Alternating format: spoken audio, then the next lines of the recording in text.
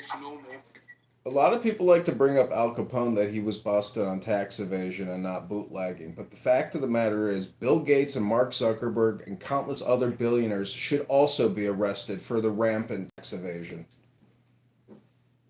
Al Capone brought medicine to the people. There's one set of rules for the multi-billionaire rich people and people worth 20 million or plus, and there's a whole separate group of rules for people who make 75,000 a year and pay through their noses. Federal income taxes, property taxes, etc. Taxes in this country are out of control. Borrowing and spending in this country are out of control, and you all know it. Just want to point out, Matt, do you hear the argument John's making? It's the same argument I made about Epstein and why that issue was so important is about the two justice system. Right or wrong, I'm hearing both arguments on this, but the two-tier justice system is one of the most important issues next to election integrity. I think that was like top 5 issues, would you say, for voters? I think you were saying that last night. Well, no, it's not like on for economy or immigration. It's not like that. But when you ask voters if they think there's a two-tier justice system, roughly nearly 70 to 80% of people say there is. So when you're dealing with numbers like that, it's like it doesn't matter if it exists or doesn't exist. The people believe it exists. You just need to have an injustice done to you, and then you realise how important justice access is. Expensive lawyers.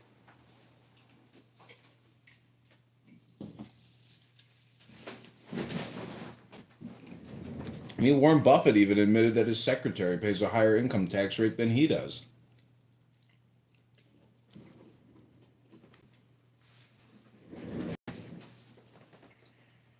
Yeah, the progressive income tax is communism, and we should ban it.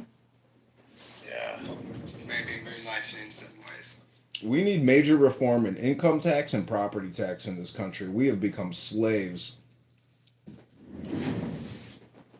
So if we didn't have like this supposed elite class of people, or I mean, just even the rich, for that matter, do you think this world even works? I mean, or at least our country. But I don't know if I suppose we depend a lot on them. I don't know. I don't know. Are we just saying that we just want to dismantle the rich at the end of the day, or what? No, that's what the communists argue. I know that's what they're saying. I just it's hard to believe. But Horatio, it sounds like you're the type that would want that. No way, man. That would be burning and dying. All right, just double check. All the white trash. The French tried that. It just ends up in chopping a bunch of people's heads off. For his sake.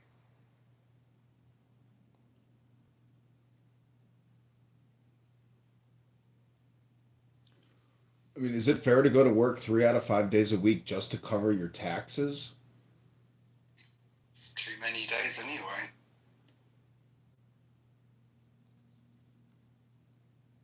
No, people that make $150,000 or less should pay no income tax to the federal government. And I've heard that idea floated. We should get back to a tariff system. I think Trump's at least initiating it.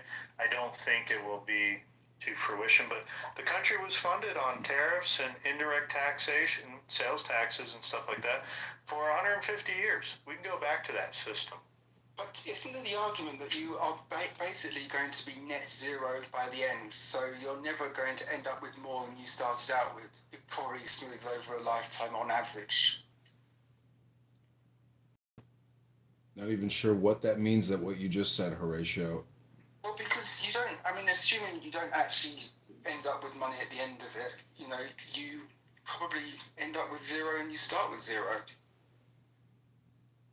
Yeah, What's he talking about? that's called hell, Horatio. Education at the beginning of life, and then you have healthcare at the end, and it probably all smooths out to about zero. It doesn't all smooth Are you out of your mind? The country's $37 trillion in debt and $100 trillion in unfunded liabilities. This country's completely broken. We keep borrowing and spending like there's no tomorrow. Bloody fancy military jets of yours, those ones which you can't even see when they're in the air. We like to call them stealth bombers or B-2. Oh, fancy. Fancy. English. It's a wonderful language. I invite you to partake thereof. Those, Horatio, those stealth bombers are the reason we can be $37 trillion in debt. True. You know what a great foreign policy would, there? Horatio, you know what a great foreign policy for the UK would be? Stop letting in hundreds of thousands of Muslims taking over your country. Keep your country English. Do you want to have them instead? We can give them to you if you want.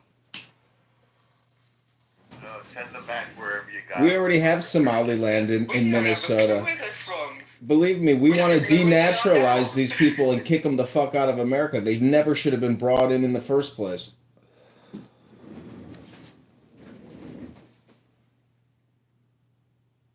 Afghanistan.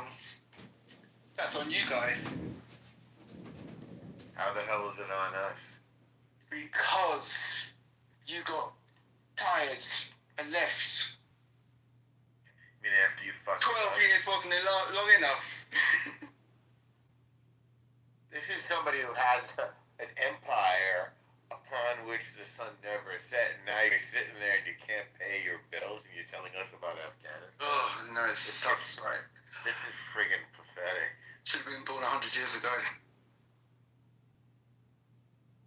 I think we should institute a travel ban and let no English, British, UK person come into this country ever again. I think we should annex England and just say, listen, if they speak English, they belong to America. Oh, yeah, please. I've been trying to say this for years.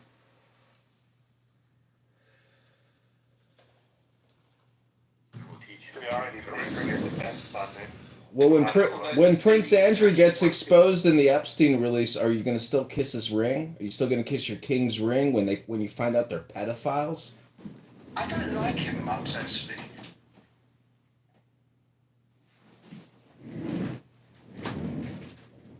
Well, that Prince Andrew is guilty as all hell. He committed all types of criminal sex acts against minors. Guess what? Maybe you should behead him and put him in jail and exact some capital punishment. Wasn't he? That's where he went wrong. We had the chance and they just let him off. Do you even have the death penalty in the UK? Should do. You do? No, it'd be some of the gallows. We'd be hanging people. Okay, well, there you go. You can start by hanging him, right? Yeah, why not? It'd be fun to watch. Very expensive to go to front seat. People would vote to have it brought back. I think that's a statistic.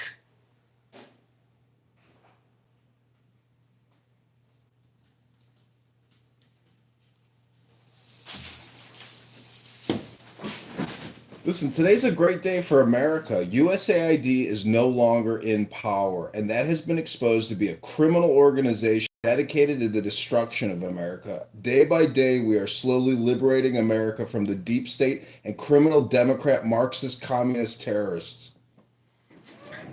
What's it done to change your life?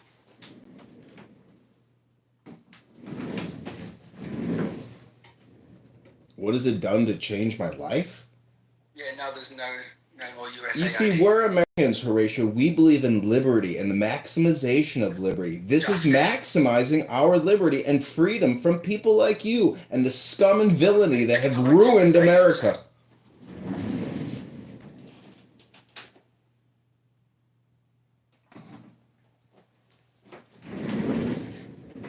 You think Stacey Abrams and her $2 billion for her climate change nonprofit, you think she's not going to get arrested? They're taking that money back. Well, I hope so.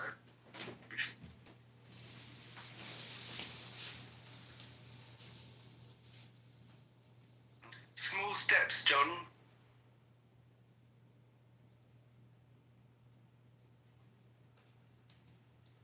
This guy sounds like Mother Goose.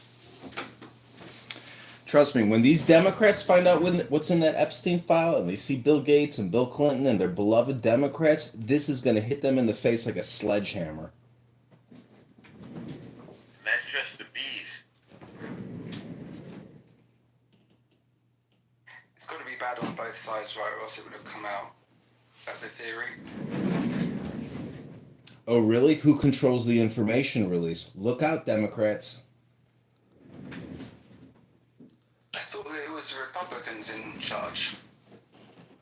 I mean, hasn't he been consistent? I know you. Stop laughing about it. There is no Epstein file.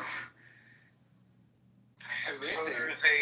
there's a new scandal that's going to surface, or story about the scandal, where Penthouse magazine, some of you may remember who the founder is, and these Penthouse pets were funneled into the Epstein, onto Epstein Island, if you will, and different celebrity figures were matched with different Penthouse pets. Are you saying Bob Guccione was involved in espionage? And Hugh Hefner might have been involved in espionage? No, not Hugh Hefner. Not Hugh Hefner. What are you talking about? Hugh Hefner's widely claimed to be involved in espionage.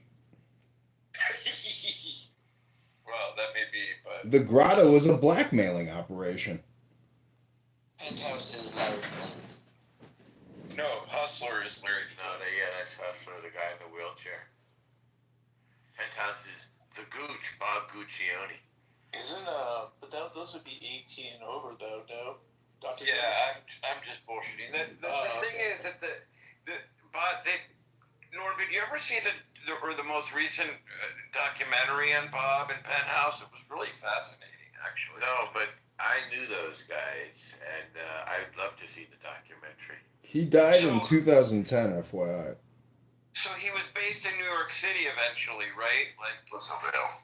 No, he was based in New York for most of the time when Okay. of his fame. Yeah. Oh, right, He had, right. he had one of the biggest mansions in the city. It was quite impressive. Not a penthouse. Yeah, and his son created Spin Magazine, for whom I did some work, as did my friend Bob Jr. It was a rival to Rolling Stone, Spin Magazine, in the great days of magazines. And he made that film, Caligula, which was... Yes, and it kind of turned out to be a bit of a flop, right? But wasn't it very interesting? It was a horrendous flop. Yeah, it was like a mainstream historical study of the famous emperor, the eponymous emperor, with lots of porno, and featuring what's his name from Clockwork Orange, McDowell. Malcolm McDowell. Yeah. It says here that Guccione sunk 10% of his fortune, which was estimated at $4 billion, into a compact tokamak, which was fusion technology. So he got suckered into investing into fake energy. It's amazing how many smart, rich people get suckered into weird stuff like that. Elizabeth Holmes blood testing machine. All of these older, huh? Elizabeth Holmes, that is a great idea. It's a great idea that didn't work, and so they lost all their Right. money, and she went to It's prison. crazy how much they invested with something that It she wasn't just- real. It was a playing scam, is what it was. They're like windmills. Who were some of the people who invested? I remember a former Secretary of Was it State, Walmart George. that was getting involved with her? George Shultz. I remember former George Secretary. Schultz? Yeah. Yeah, former Yeah, she had a Secretary of bunch of State government George guys that got Shultz. involved. There was a whole slew of celebs, A-list celebrities that were invested in that shenanigans. Older guys, people from government. Yeah, she Yeah. sweet talked them. She was the first big startup woman, to go really large, and then it was all a scam. And she's in prison. And it's Is she- reported that she had children, she had babies, right? Because she was trying to defer her prison sentence, which is really kind of evil. But That's kind of interesting. Yeah, I think she did have a couple kids. And the guy that she was partners with, this Indian guy, he went out and raised some more money just recently. Do you know what the biggest financial scam of all time in recent history is? Anybody? Madoff. Bitcoin. Luna.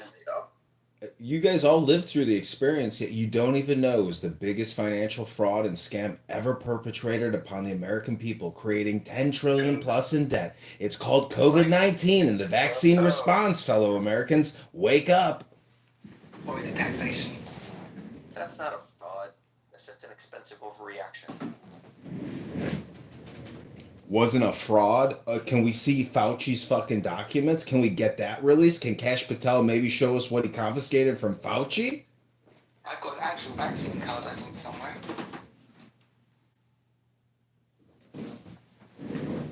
It's interesting. Bill Gates made $100 billion off that trade. What did he trade? He created one of the largest vaccine response corporations out of thin air. Boom. Fucking $100 billion market cap out of nothing. Well, we haven't had COVID-20, have we? You see? What was it called?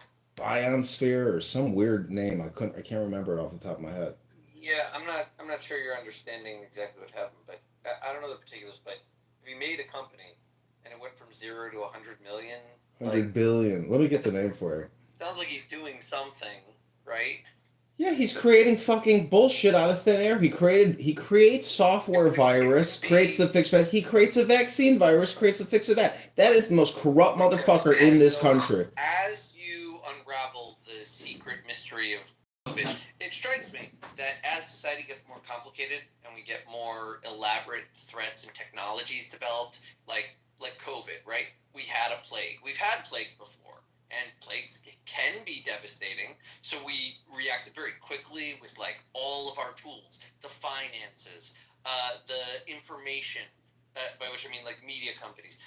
We also had the travel, we had borders, we had states, we had cops, we had laws, we had new pharmaceuticals, right? So we had all of these things setting up, and that's extremely complex, very complicated, and we do it very quickly and efficiently in order to respond to a crisis. But then what is the natural consequence? Because of all of that speed and complexity, well, like as we can see from the media landscape, there's an obvious conspiracy. It's just impossible to hide the specter of conspiracy when you have complexity. Complexity that by design people do not understand the entire, like I don't know how to make a vaccine. I don't know how they decide whether to report on this plague or that plague, like the plane crashes or whatever. Got it. We don't live in Egypt anymore. Listen, BioNTech in 2021, the market cap was 100 billion. Now it's at 26.65 billion. But this is all controlled by the Bill and Melinda Gates Foundation. You don't happen to work for the Bill and Melinda Gates Foundation, do you? I'm saying conspiracy theories are a natural byproduct of the complexity and development of society. Yeah, we get your definition of a conspiracy theory, but if you're too stupid to realize that COVID-19 and the vaccine response was not one giant fucking fraud perpetrated upon humanity in America, you really are stupid. I hate to break it to you. So when you say one giant fraud, that seems to me like you're referring to one particular person or conspiracy of people that have agreed on a particular motive for this lie. There's key players in it, and there's a lot of groupthink that happened. I'm simply asking, what is the name of that person or that group of people? Dr. Bill Gates, Fauci, World Health Organization, Chinese people, a whole cabal of asshole cocksuckers devoted to making money in big pharma. You see, that's lots of different things went Evidence into their it. deliberate misrepresentation is what? Instead, I think it's the complexity which went into it, and what was quite harmonious about it was something quite unified and simple came out, which could have almost been something which somebody dreamed of Everybody go themselves. get your vaccine shot, double vax, triple boosted. It's the protocol. Do as you're told, sheeple. It'll make you healthy and protect you. We can't go back to work until you all get vaccinated and we stop the spread. Wake the fuck up, McZed. You're like a child. Edmund, what do you think of the yoga? What do you think of the spiritual community and scandal, and the people who have been complicit in the scandals in different communities within spiritual sectors? Yeah, I think a lot of gurus and self-proclaimed prophets ultimately become sexual deviants or were already previously predators. I know you love talking about narcissism. So let's just say that a lot of spiritual leaders and gurus are very big narcissists and sexual predators. I agree, but I wanted your take on anyone in particular. Like some of them, these gurupreneurs, some of them, well, most of the men have always, kind of succumbed to scandal, right? Yeah. Most of the spiritual leaders who are men. I mean, Mahatma Gandhi to, Rabbi Shlomo Carlebach. I mean, everybody gets accused in the end of supposedly being a sexual deviant. Well, if you've got 7 bad personality traits, does that mean dark sexual? I mean, is the story any different for our great prophet Muhammad, the pedophile? Well, it was the opposite. Oh, hey guys, I have a question, and I don't want to be upsetting in any way. Like a little child. Questions upset me. I'm kind of not surprised, but okay. You're not surprised by what? That question's upset him. I'm not upset yet. Okay, so the question, if I can ask, is if Donald Trump were caught at 4K having sex with like a 4-foot tall child, would his supporters care? Why does it have to be 4 feet? Yeah, why does his height matter? It's kind of like a better, like, You see a child. The fuck's wrong with you? Was that a real question? What was that? I don't know. Why would your mind even put a But the child? question was very upsetting to me. I wanted attention. So what did as an established moderate, I'm confused about. Was there uproar about Trump's health prognosis? What did he have? Varicose veins? What was going on with him today? I heard there was something not terribly He's serious. got a bruised hand and fat ankles. I wouldn't call that a medical crisis. He has edema. Dr. Jordan, they call that swollen legs. I was called Fankles. Yeah, there you go, Fankles. Trumples. I don't know, you make it up. I mean, did you see Johnson & Johnson just came out and said they rushed their product to market because the people wanted it? It wasn't even thoroughly tested. None of this shit was tested. And the fact that I could ask, what is the biggest scam in recent history? And no one here can even identify COVID-19 and the vaccine response as being one of the biggest financial crimes ever in human history. Do you even remember the HEROES Act, that first $1 trillion tranche of that omnibus? So everybody could sit at home while the nurses and doctors did all the heavy lifting and cooked everybody in incubators? You're not proving your claim. You're just reasserting it over and over. Yeah, I don't want to talk about COVID. I'm supposed to get Edmund, I actually that's a good picture of you. I don't like the Trump hat, but it's a really good No, picture. because you got caught in so many fucking lies. You fake ass Dr. doctor. You're a Jordan. veterinarian. He's a zoologist, KP. You're a fucking veterinarian. You got caught in so many fucking lies on those years. Oh, you don't know who the fuck you talking to right now. We don't have to talk about COVID, but going back to the Epstein release. People are talking to the janitor. That, you know what? There's a cleanup on aisle 3. You're a fucking broom pusher And the goddamn dog shit.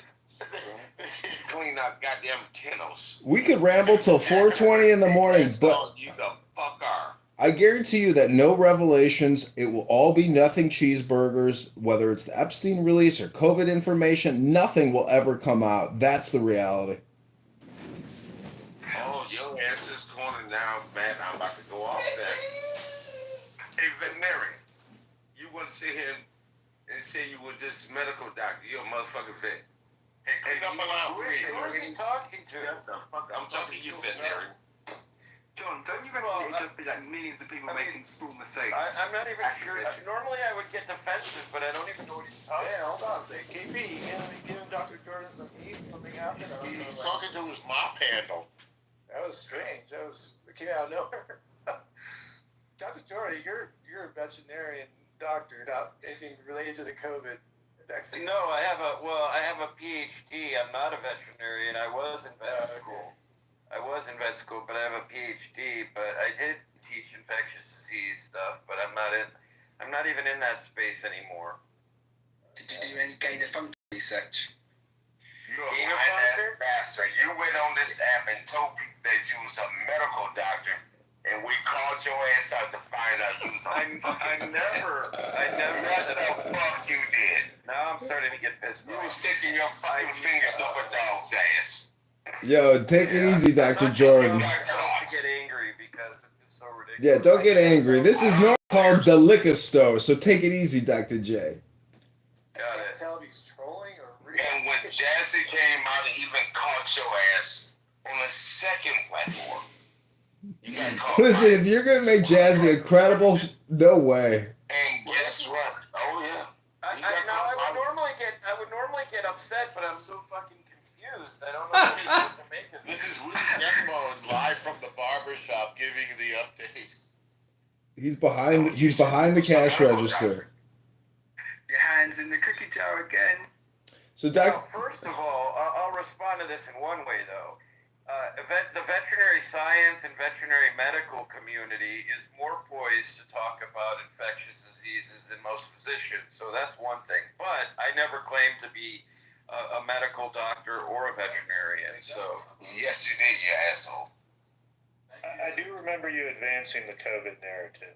Well, I did, but, you know, You were all doctors back then. And Yeah, we but- can admit you today it was. I have no reason to lie on you at all. I would never. you do realize that the COVID-19 experience was like a high school popularity contest for people on this app who consider themselves intellectuals or well-educated, people that deal with medicine. I mean, it's Dr. Copeland. There's countless examples of just charlatans on here speaking nonstop and spreading their bullshit, what they regurgitated from MSNBC and whatever fucking forums they look at. It's a world of bullshit. Yeah, I can prove my elected. What I think happened is that there were certainly And now you got caught again. Go ahead.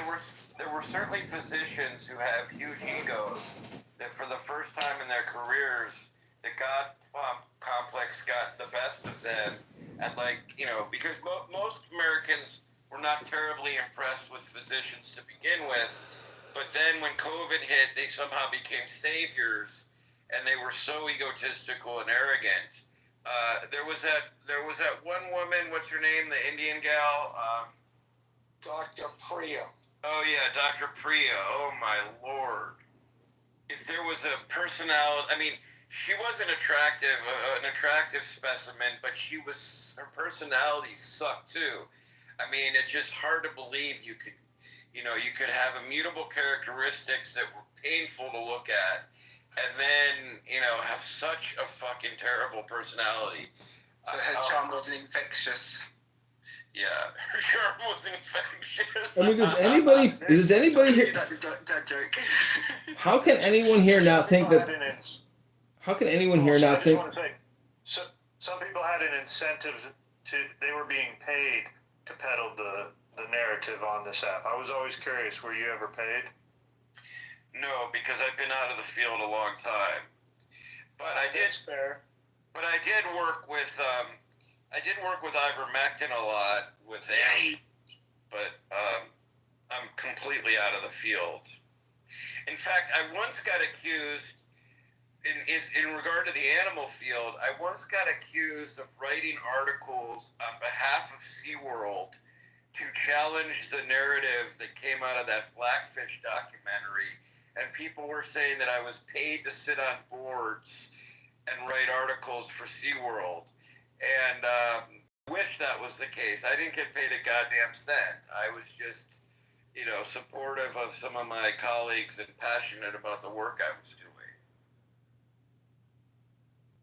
Yeah, Dr. Copeland was a KP. Dr. Copeland was a special kind of asshole. Right-minded, was witness to a time I was in his room and he was advocating for 13-year-old boys to be, if they came out as gay, that they should be groomed, what he called advised, but it was nothing short, it was grooming and pedophilia. that 13-year-old boys should be counseled by adult gay men how to properly prepare their anus so that they don't have anal tearing when they have anal sex. Who said Sounds this? very Greek. This was Dr. Eugene Copeland. Are you serious, Alan? I am dead serious because It's he- true. Yeah, My idea. I was there. I'm a volunteer. oh, Matt, were you there? Yeah, remember Beaver and I were there. We couldn't believe what we were hearing. Yeah, I know. Yeah. And yeah, Mr. Right Minded was there. See, I'm like, he's asking me these questions like, well, what would you do if your son came out as gay? And how are you going to counsel him? And I was like, well, if he actually did, well, then it's something we would explore together because I love my son, etc., etc. The normal answer. And he was like, yeah, but how are you going to counsel him for anal sex so he doesn't rip your ass on paraphrasing? You have to say, just as long as you're not trans, it's okay, just as long as you're not trans. Yeah. So literally, I mean, it was, and I couldn't believe it either. It was, it's nothing short of pedophilia. So anytime I hear his name, I bring up that story. I'm done. And I would tell you, veterinarian, it was right around the same time a few years ago. You just got caught in smoke because you spoke too much about public 20, whatever the fuck it was. And that asshole of Copeland was speaking. You got caught up in the smoke. Another victim of the virus. I did. I definitely respect Dr. Copeland. He may have been wrong about this, but I actually think he was smarter than most of the physicians. You guys have the right to challenge and disagree with him, When but I that's sat down and wrote out every single thing and sent it, they would never give me a right email address. Nothing. How could you have any respect for that guy? Yeah, I found out he was full of shit. Yeah, the driver. Here's one of the things that I realized after being on Clubhouse. There were people who know how to argue, and they've learned that tactic very well. And they have a certain amount of intelligence. That doesn't make them smart. It makes them look smart, but it doesn't make them smart. So one of his, like, if you went onto his stages, one of his tactics was you might be expressing an opinion about the vaccine or something else, and he would come up with this random scientific question, and if you didn't answer it, well, then you weren't qualified to even talk about vaccines or anything else. And then that's how he would shut down dissent. It was a diversionary tactic. And he was very more articulate than I am because I just got upset with everything. And when I told him, let's look at x-rays, what's going on? He would never talk about anything. How are you going to treat it? Are we going to flip? What are we going to do? Rotate? He can never understand anything. I said, this motherfucker's not a doctor. I'm just reckless like that. I said, you're a fucking liar. And that's how he got exposed. Good at poker. Hold on real quick. Look, I want to challenge the idea that Dr. Copeland was intelligent, and I want to challenge the entire medical community that bought into this bullshit that they were intelligent. They were intellectually dishonest. You have to admit that they were, completely blocked out the idea that the vaccine could have any side effects and that people were going through any type of problem. So when people would talk publicly about this, they would be shamed and ridiculed. And that's And the problem here. Oh yeah, all the way to the point where they got kicked out of their spaces, or even lost their access to education, or were fired from their jobs. Yeah. So look, these were not smart people, and we have oftentimes this belief that because someone can study a book and have this great memory, that they are quote unquote smart, right? But they lack wisdom. And when you lack wisdom, you're not intelligent. Why me, that has no idea about medical practices? It's one area that I am not good at all. But I could see the larger picture of what a scam this was because of my wisdom that I had. Because you're old. You need to be old. Well, I'm just going to tell you, he was not an intelligent person. He was intellectually dishonest. And you guys may disagree with me. I think that I had more of a problem with the people who had huge egos. Now, you may say he had a big ego. I don't think he had as much of an ego as some of the other people. I could be wrong. That's my. But how would you rate him on the psychotic index? He was an extremely deranged, psychopathic, low IQ, horrible, toxic communicator. That guy was a human piece of shit, and you don't see him here anymore, do you? And in one room, he even admitted he's not a doctor. That guy's a fucking front. No back-end identity, nothing. It was all a fucking scam from this app to your other doctor's office to the Pfizer manufacturer. It's all one giant fucking bullshit. Fucking scam. And that guy, Dr. Copeland, is a human piece of shit. And Driver, I would tell you, once those girls got fired, nurses and doctors out of DC, I pulled them on this app. That's how his ass got exposed. Well, it's good. I'm glad you did it, KB. Yeah, I mean, right. I said, this is bullshit. We work side by side together. You don't know what the fuck is the front line is. And he couldn't answer anything. Yeah, but you're aware, once he got ran off from this app, he took his bullshit to Twitter Spaces and continued to peddle it over. And if we had anyone on the inside, there was something he was doing. He was either getting pussy or getting money out of putting on this app. Gay. He's gay. Now, is he still on? What's going on? I haven't seen him in a good year and a half to 2 years, but after he was ran off this app, he kept doing it over on Spaces. There was another doctor on here, a female African American. I can't remember her name. Anybody remember her? Oh, she's a liar too. She got ran off. Yeah. Well, and here's Absolutely the biggest. ran her ass off. And here's the biggest not tragedy, the scam of it all, is there isn't a vaccine or a medication ever made that doesn't have side effects. So for anyone to advocate that you should take some form of a treatment is medical malpractice. Some people are too stupid to be told the truth and the nuance, aren't they? Isn't Yeah, that the argument? but Don't give people the full picture, because otherwise they'll make the wrong decision. Alan's just stating common sense. But see, here's You only offer. You don't tell someone to do anything. Just offer. Here's the crux of it all. No matter what medication you are going to take, only your primary care physician or personal doctor knows your medical history. And without a medical history, no doctor is going to prescribe anything. How the fuck do you prescribe the same medication to everybody, first of all? How stupid have we become? Yeah, I know.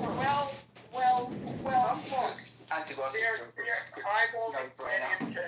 I won't get into that, John. I mean, Antibodies? They spread spike proteins to the whole population, destroying our genetics, you little nitwit. I mean, look, well, let me put it this way.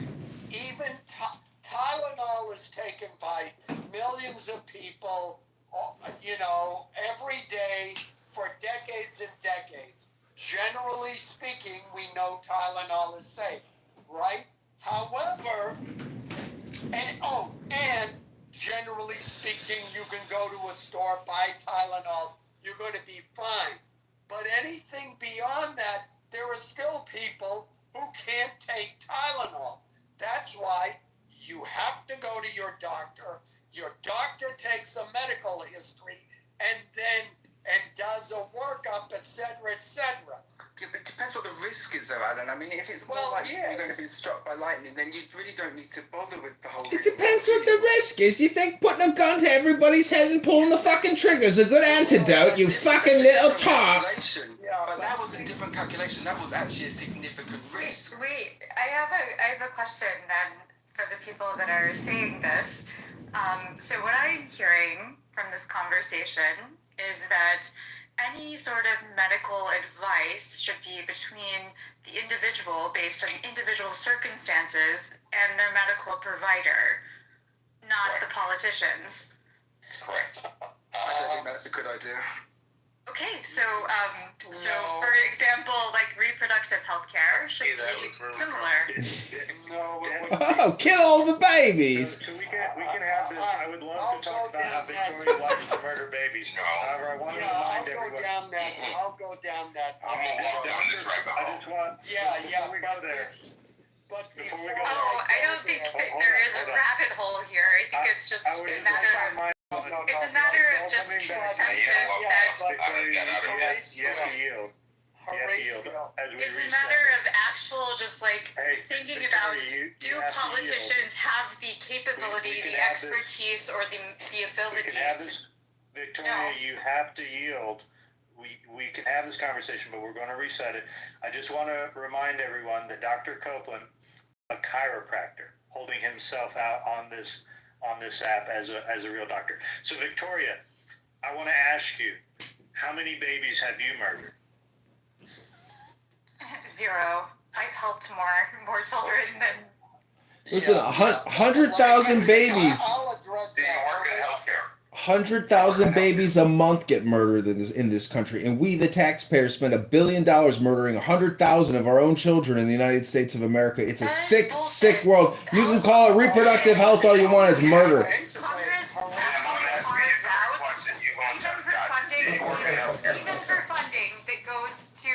even for funding that goes to medical practices. Congress has carved out there is no taxpayer dollars that go to So you don't work abortions. now.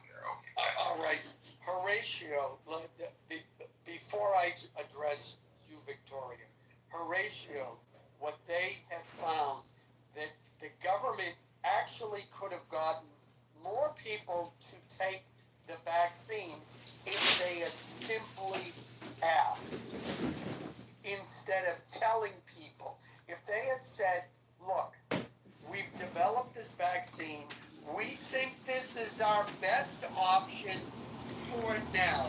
Go to your doctor, discuss it with your healthcare provider, and then if you and he feel this is a good option for you, please take it, because we have a pandemic here, we have an epidemic.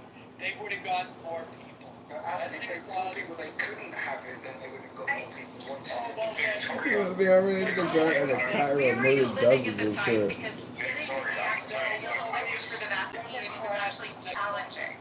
A lot of people wanted the vaccine that couldn't. I was seeing my scrubs that I had to do a No, there were a ton of people that couldn't get on the list to get the vaccine that It's wanted. still sitting here bloody as hell in my garage. yeah. Since I was 17 fucking years old, had to do a cardiac massage and lost her. Okay? They don't talk to me about anything. Some events in others though, I got longer with like the J&J or some shit like that. Get the COVID out of our system. I was singing my fucking So he scrubs. also suffered from I want to address Victoria's question. I did so. So, okay, look, Victoria, the question would be, is that's fine if the decision is made between the woman and the doctor, as long as the doctor has to answer for the Fourth Amendment rights of the child. It has to. Okay, that's absolutely ridiculous. But okay, going back to more recently in the discussion, Alan raised the idea about the vaccine. And no,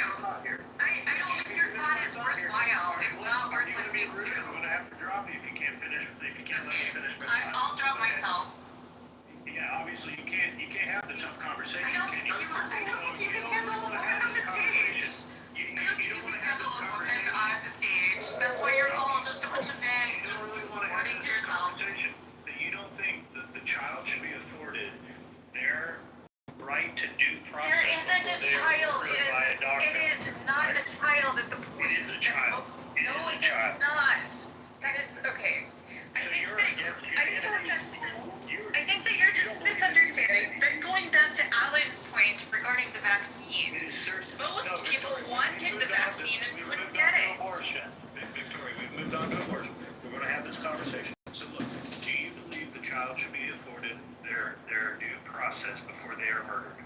Oh, do you believe that the immigrants that are being illegally just thrown into... Can you stay on this conversation? No, that's literally a person. That's a human that exists. Due process before they are murdered. Okay, you're inconsistent in your principles, and that's what I'm pointing out. Literally, you're shifting your position regarding whatever topic we're talking about.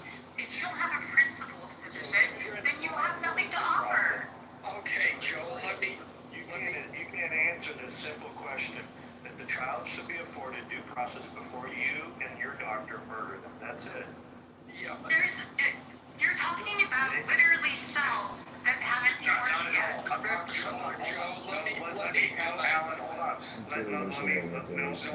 I'm talking about future persons, and as according to an ACLU class action that was just filed in regards about a week and a half ago, that the ACLU argued that any future persons that were to be born here in America should have the right to be a citizen. Now that we understand that future persons, and that precedence has been set in federal court, and that federal judge did create a class for future persons. That means now today the federal court system recognizes future persons as an actual group that can be afforded some due process.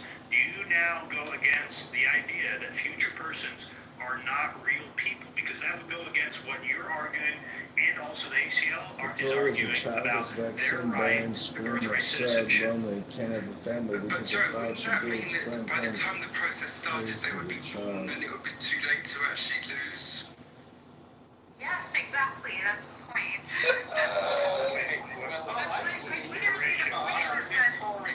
Literally, like, if you try to put these sort of medical procedures that are very time sensitive through our process right now, which is incredibly litigious. Yeah, we have to put time. But there is no resolution. Even under Roe, like the case that was brought forward, she had like this is the point. Like, these are time sensitive cases. yeah, Victoria. She had a baby too. Yeah, Victoria. Let's for the moment, let's put aside in topic pregnancies, molar pregnancies. Oh, but that would be great, except the problem is it's not being defined by the state legislators as cleanly as you're trying to. You're trying to set aside these exceptions, and those exceptions are not being adhered to. Yes. And that's literally what's happening now. Victoria, You're I like, was in the middle of talking. well, your talking isn't really that helpful or informative. It deserves due process. Trust me, I know how to handle a woman. So I am I speaking. recruit Democrats and non-voter women by talking to them about women's reproductive health, aka abortion, to groom and recruit for Democrat voters. All Al I'm talking Stone. about, and the only word I'm using is the word pregnancy. Now, a normal pregnancy that will come to term, what is the medical necessity? Is there any medical necessity to terminate that pregnancy? And by medical necessity, what that means is, under the doctrine of do no harm, if you go into a doctor and say, I'm sick of having It's just two another kidneys. Democrat I political only topic. want one. Could show I the want you AK to remove communists. it, so I only have one, and I don't want you to donate it. The doctor is, by law, prohibited. Cannot violate the From, Virtue, prohibited from morals, removing that kidney because there's no medical or the necessity. law. It doesn't do any harm, does it? Yeah, Very correct. So, under that definition of medical necessity, what is the Don't fall medical for the trap. necessity for terminating a pregnancy exclusive of Which has nothing to do with ectopic virtue, pregnancies, ethics, morals, or molar any law. pregnancies, Purely any political. pregnancies Don't fall for the where the trap. fetus, where it will, even if it comes to term, it will be, the baby won't, the pregnancy. Alan, you're not going to be able to convince Victoria, and she's not even on stage. What is the medical necessity? Inconvenience. So I just want to point There out. is no, Horatio, it's not inconvenience. Maybe poor and sick. There is no I guess medical Victoria There's, is back. okay, there have literally been women that have died recently because of sepsis. Like Name one. Name one. in Georgia, there was a case. There have been several cases of women that have Name sepsis. one. Give But us they the name. didn't know to avoid words, or they had that risk. They couldn't abort a child that had already. Tell us the name. The reason is that the laws are confusing. Right now, you're expecting there to be some sort of sense in the laws that exist, but the legislators went to trigger laws that existed before medical science had advanced. And so we have laws on the books in several states that are so mind-blowingly archaic. Victoria, you're like a crisis actress, you know that? It's like you're nothing but a crisis actress the way you talk about killing children, Victoria. Babies! Innocent babies! So if you want me to respond, stop ignoring me. I acknowledge that there have been what? You're literally ignoring me, but you're asking me to respond to your Here's point. the word acknowledge. Do you know what the fuck the word acknowledge? You're not acknowledging anything that I have stated. 3 or 4 cases. I don't think that you understand basic civics or how the country works or how legislators work. I feel sorry for the man that calls himself a future congressman who doesn't even know how civics work. Kyle, we gotta have one mic. Let's let Victoria finish. Okay. Go ahead, Victoria. The trigger laws that went into place in many states after Roe v. Wade was overturned were archaic.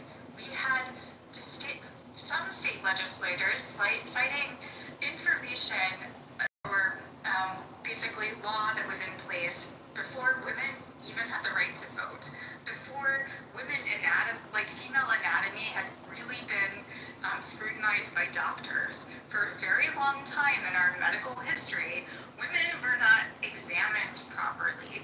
Why? Because the vast majority of doctors and medical researchers and scientists were men. And there was a lot of concern about scrutinizing too heavily the female body or anatomy. So what we had in place is a system of trigger laws that were very, very far behind medical science and understanding of what reproductive health care looks like, or the very distinct and different situations that a woman can face in pregnancy. And that can be very different in any amount of the term of pregnancy. So even the idea of term limits on when can you have something or when shouldn't you, or should there be exceptions, it's nonsensical. If you know how our justice system is so slow in terms of working, the idea of pregnancy only lasts up to 9. Sorry, can I finish? Pregnancy only lasts up to. You're filibustering right now. You're just going on and on. So. No, I'm trying just. I'll I'm pointing out your point.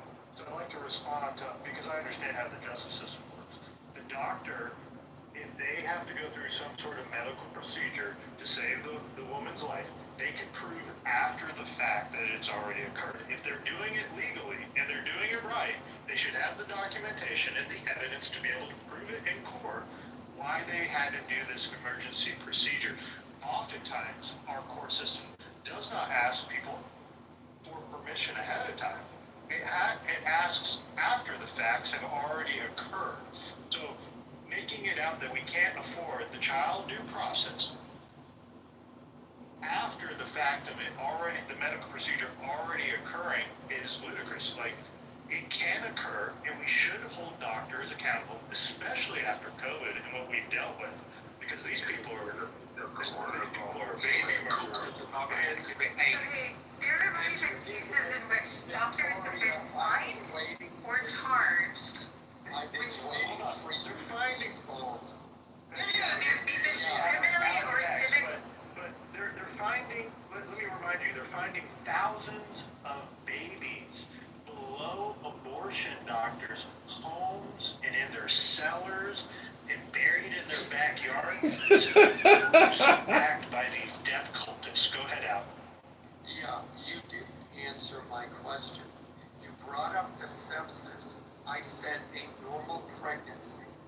And most pregnancies are normal. Now, that depends on age, blah, blah, blah, blah, blah, yada, yada, yada. But I said, what is the medical justification for terminating a normal pregnancy? There is none. Can I ask you this? What is the chances? Yeah. What is the point that you're trying to make? Maybe just to make that clear. The point is, there is no medical justification. First of all, there's no medical justification for terminating a normal pregnancy. Because most abortions are elective. You're using the term normal. You're using the term normal as if there is a normal pregnancy. So that's defined. But that's the point that I was trying to raise, is that all pregnancies can be distinct. Are normal. The woman gets pregnant, 9.5 months later, little Johnny is born. That's a normal pregnancy. Even without medical intervention, the pregnancy will, even without the vitamins and the monthly checks, the pregnancy starts at conception. 9.5 months later, little Johnny is born. Yeah, The only justification is I'm not in the mood. That's not that's literally like you're really. That's I don't know where you get that. No, I want you to explain. most abortions are elective. I want to got this real quick. I'm about to put her in a box. What is I don't sepsis? need to be in the box because I actually just need to. What is sepsis? You don't know what sepsis is? It's literally when You tell us. it's where your internal organs are starting Okay, to so- become. Sorry? Give out the rates and numbers if you want to know anything. No. This isn't about the rates and numbers. This is what You I'm don't know referring to is shit. You just making up bullshit. Listen, Victoria, you got to remember Dr. Ulrich Klopfer. In 2019, they found 2,246 dead babies in his garage and an additional 165 dead babies in his trunk. Now you're telling me that this has to be something that is legal in our country. This is on a whole nother level of serial murder, serial killing. Victoria, how can you actually advocate to protect this heinous act? Do you understand that when Roe v. Wade was overturned? You could have just either said the infection Okay, or something. if the point of overturning Roe v. Wade, which is what the Christian right purported to be, was to save the lives of babies, right? That was the purported aim. That was the goal.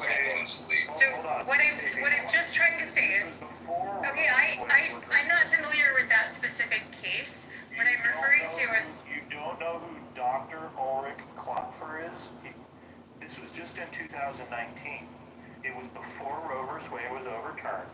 Okay, this is an abortion doctor that was found with thousands of dead babies buried in his garage and in the trunk of his car.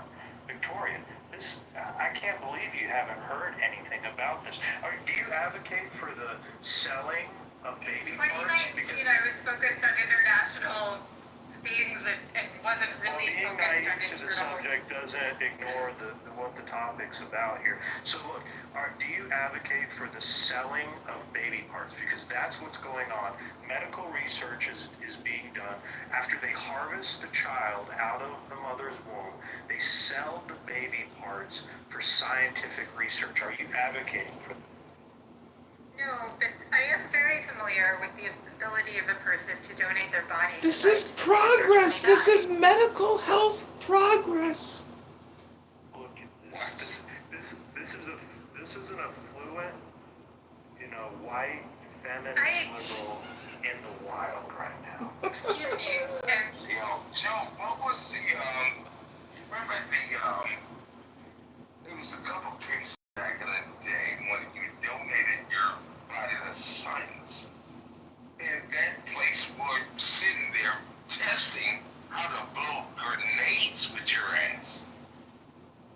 Fucking wild. There had been some cases of that where there had been You ain't no shit from sugar, young lady. No, I know what that. I've seen the investigative journalism piece on that. Tell me what case. Tell me what case. I don't know it offhand, but I know what you're referring to.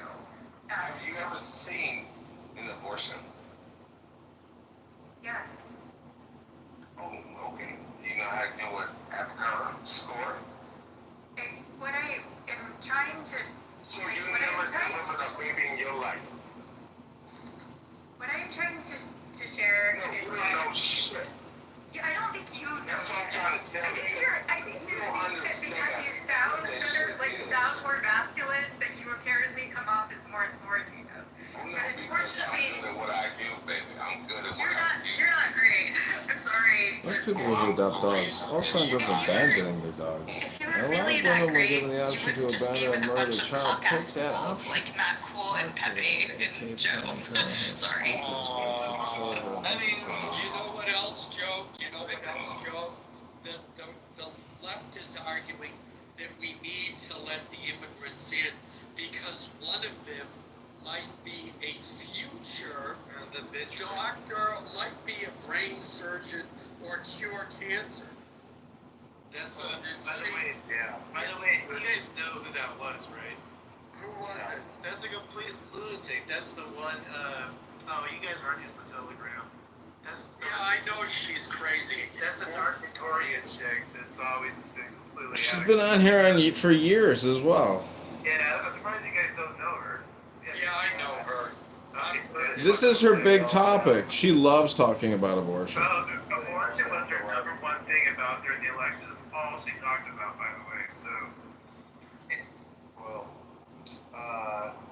Well, she's more than welcome if she wants to do a side by side. I would have her in the ER, whatever you want to call it. I agree, KP. I talk all night long about this guy.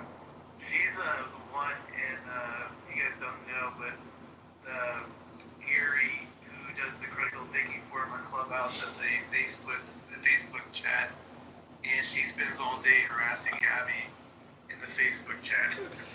So we always hear about it in the Telegram channel about Dark Victoria. That's the one. Abby missed her chance to confront her here. She's been going at it with her for weeks now. It's horrible. It's a big business, and when I did research on this, but we do spend $1 billion a month funding abortion doctors in this country, and we do kill 100,000 children a month in this country. We should be issuing liberty checks to these mothers. Here's $10,000. Don't murder another American. Go live your best life. That's what we need to do. We are funding murder. Yeah, spot on. No, this is the most heinous act. I mean, this tops COVID.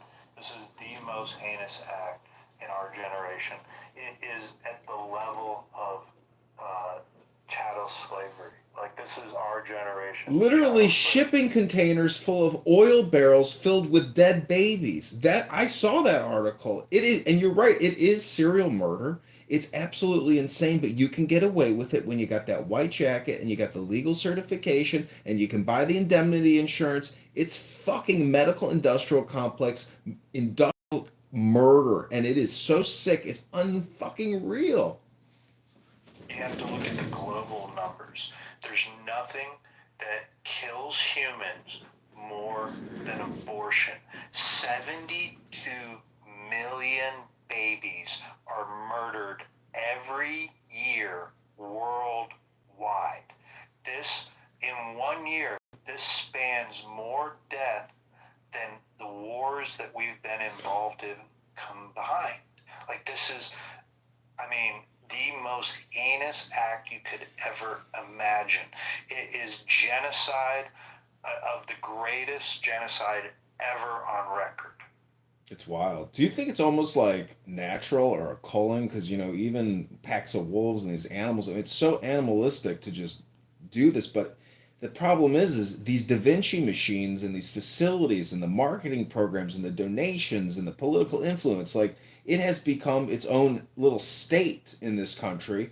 And I mean, you're talking global numbers. I mean, in China, with 2.8 billion people or 2.5 billion people, I mean, even the suicide rates would blow your fucking mind. But the fact that people do this to beautiful, innocent little babies and it's just, it's just, you can't wrap your head around it. But in America, the fact that women like Victoria are that brainwashed and call it reproductive health, they're just political psychos. I mean, they're sick people. Well, you know, look, you have to look at the medical profession. And I know a lot of people are down on the medical profession. But when you look at the doctor's training, and not all medical schools are the same. I've spoken about this before. But PBS 30, 40 years ago had a documentary about medical students. And at this particular school, it was Yale or something else, each student is given a cadaver. By the end of that first year or second year, they completely dissect that cadaver. And in this one clip, which grossed me out, the guy is talking to the camera, holding some woman's, dead woman's, it's from her calf down to her foot, holding it by the calf, and speaking normally while gesturing with his hand, holding this calf. The only difference between a doctor and a serial killer is their code of ethics. That they believe that what they are doing, whatever it is for the good of the person they're treating. That's it. They may, someone might have diabetes and they got to cut off their foot, but if they don't cut off their foot, then they're going to have medical complications. The person's going to die. Would you want to cut off somebody's foot? I don't, but that's the rationale doctors uses to wrap. Now, there's a reason for this. John, to wrap your head around it, these doctors believe that they are doing good. That's what they think. They're misguided, they're sadistic, but they believe they're doing good.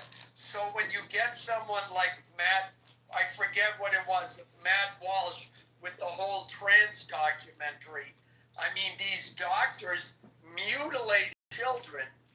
They actually believe they're doing good. Well, I won't say all of them, because I think some of them, they actually are sadistic and serial killers, and they take pleasure in knowing that, I'm going to cut off somebody's We have kid. to have an ethics committee. We have to have ethics meetings every month. And I a lot of believe these assholes. On YouTube, they have medical misinformation policies. When You- you sit here in these ORs, you have to go do a surgery. You would see some of the heinous shit. Like, what? We're just gonna do this and say, why? Why? Because what? Got to collect that COVID-19 bonus. Well, that was $13,000 or $30,000 your ass is on the bed, plus X-rays and everything else. They would charge you as a U.S. citizen because these people don't have insurance. So it goes back to the taxpayers. And there's been cases, I'm like, hell no, we're not doing this. No, we're not doing surgery. No. It's fucked up, the shit I have to see every day, and I'm sorry to waste on you guys.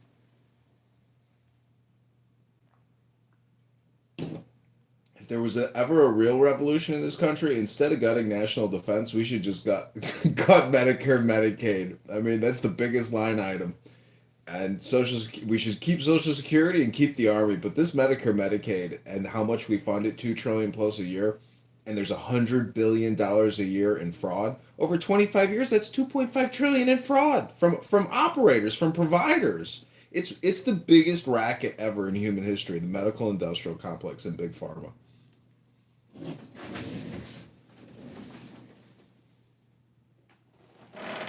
At least we get something out of the military protecting us from getting invaded and scaring the shit out of the rest of the world.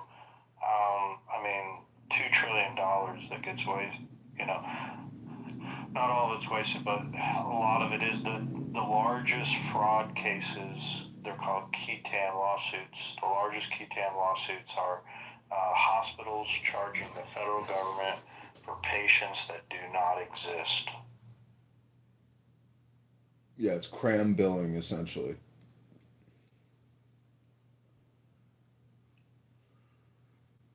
I can't believe in this day and age they're able to get away with that. A non-existent person getting doing it that way. That's how that's going. What's going on around here?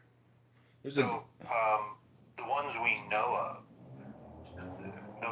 they're ones we don't know of that they get away with, but the ones we know of, they had, were caught doing it. Right. But there's a whole slew of them that we don't know of that's obviously benefiting. And how much was the total on the fraud on that? Oh, there's multiple cases. I'll get you a top 10 list. I mean, that's the thing. Doge came in handy. Like, I think tonight they just passed $9 billion in rescission. That bill passed. They codify basically Doge cuts.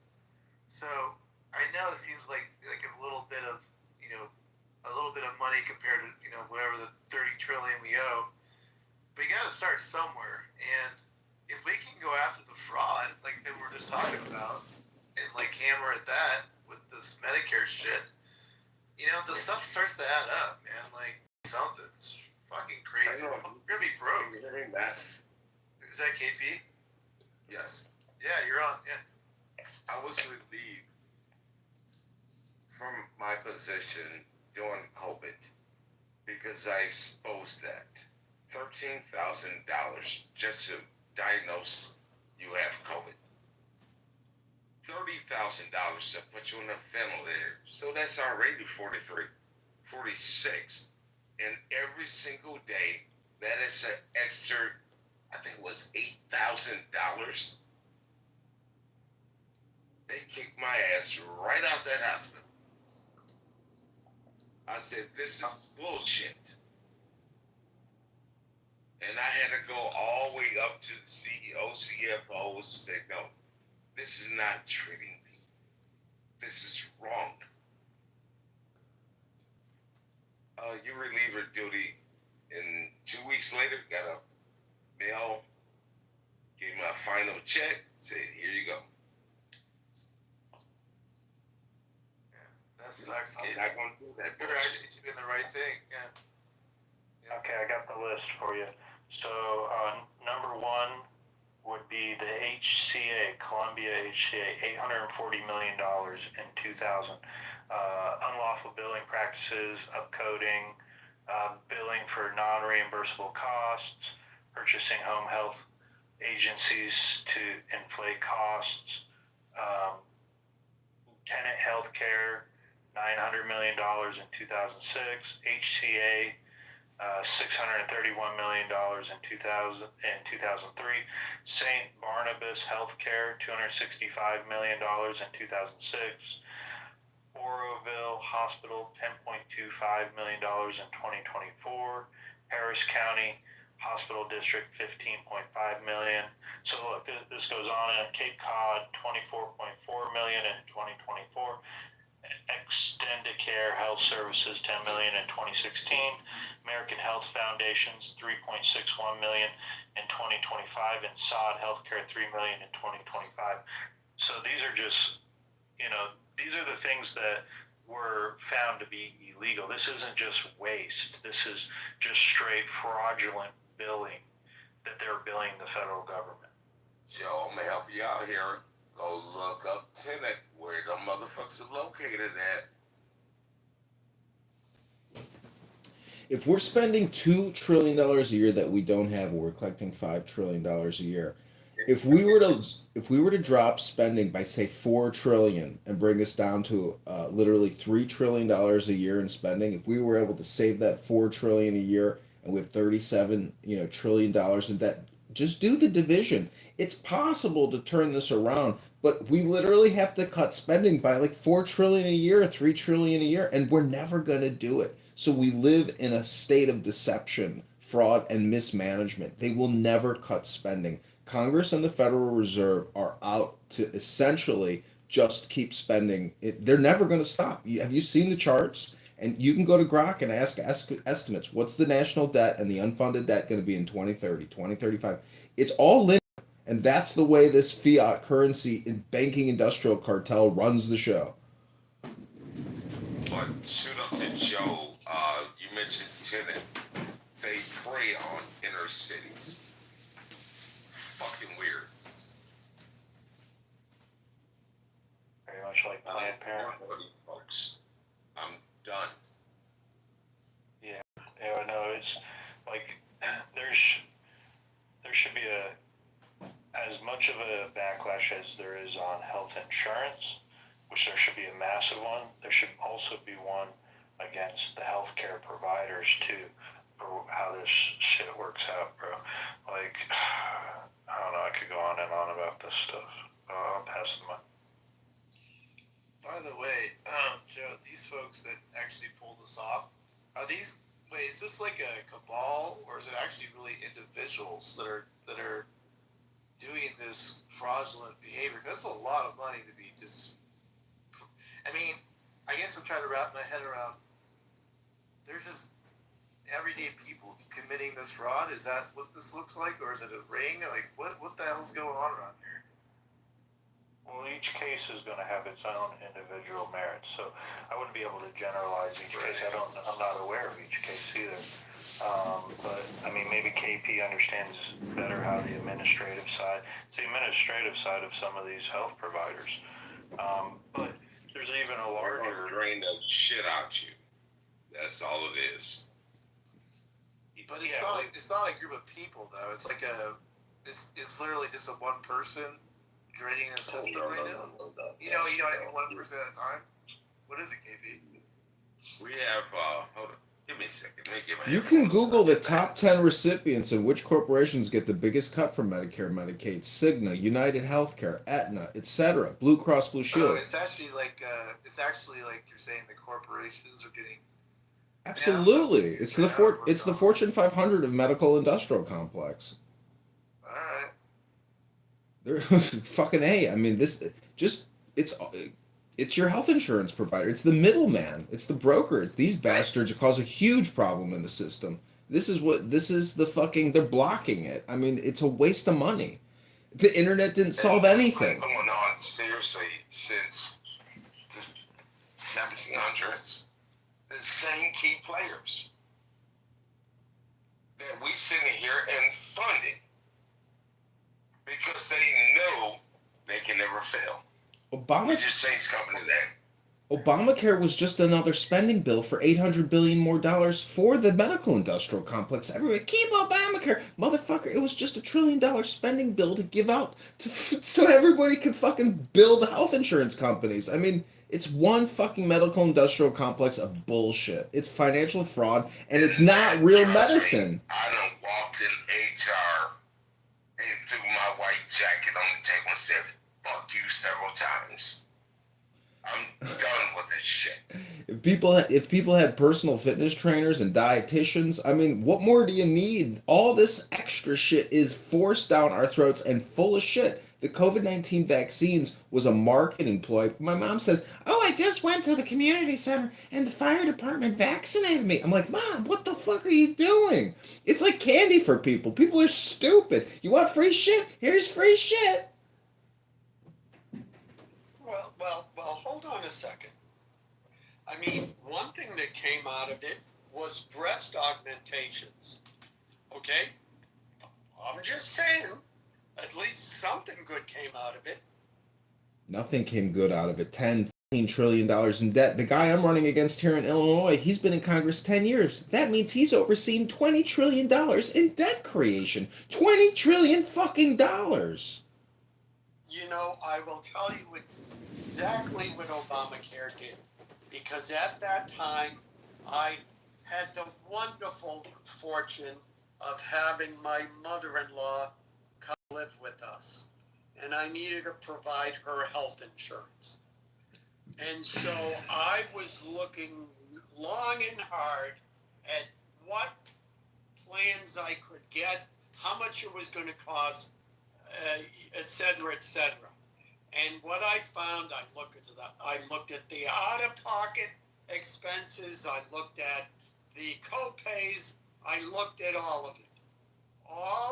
It essentially, all of those things, the maximum yearly coverage, the maximum out-of-pocket, the maximum co-pays, that all stayed the same.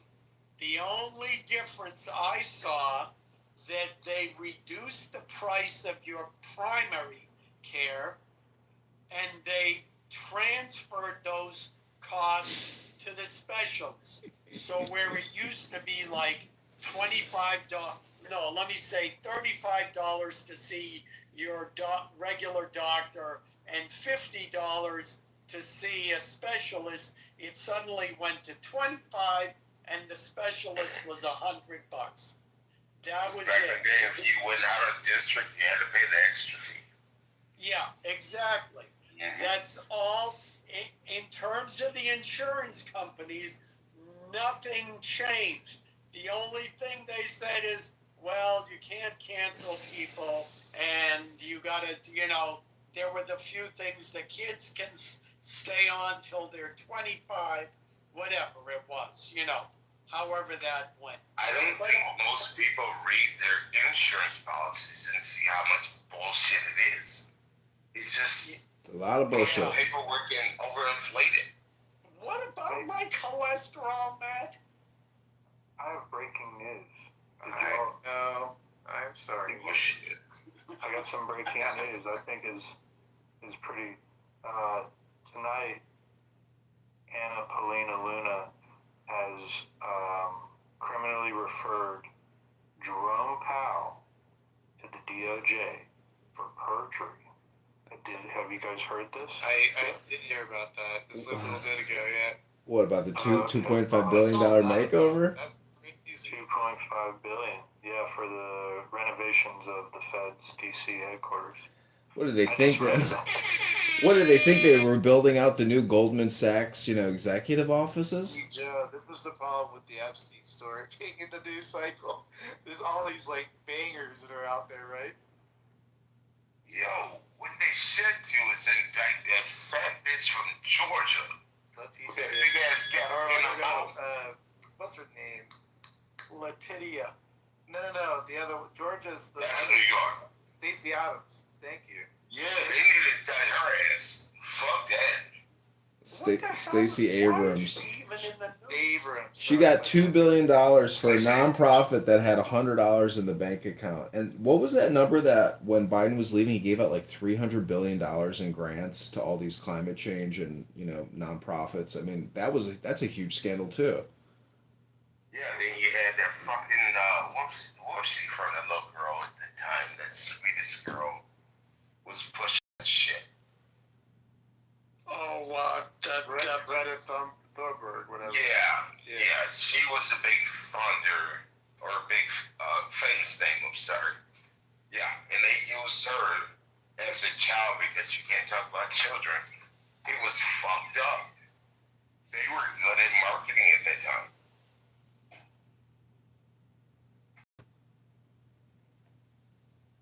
Well, nothing's going to happen to Chairman Powell. I don't. And, Chairman Powell, he was on television. This reporter asks him, is it sustainable? He says he made a Freudian slip. He said it is on an unsustainable. He said it's currently unsustainable. And then he corrected himself.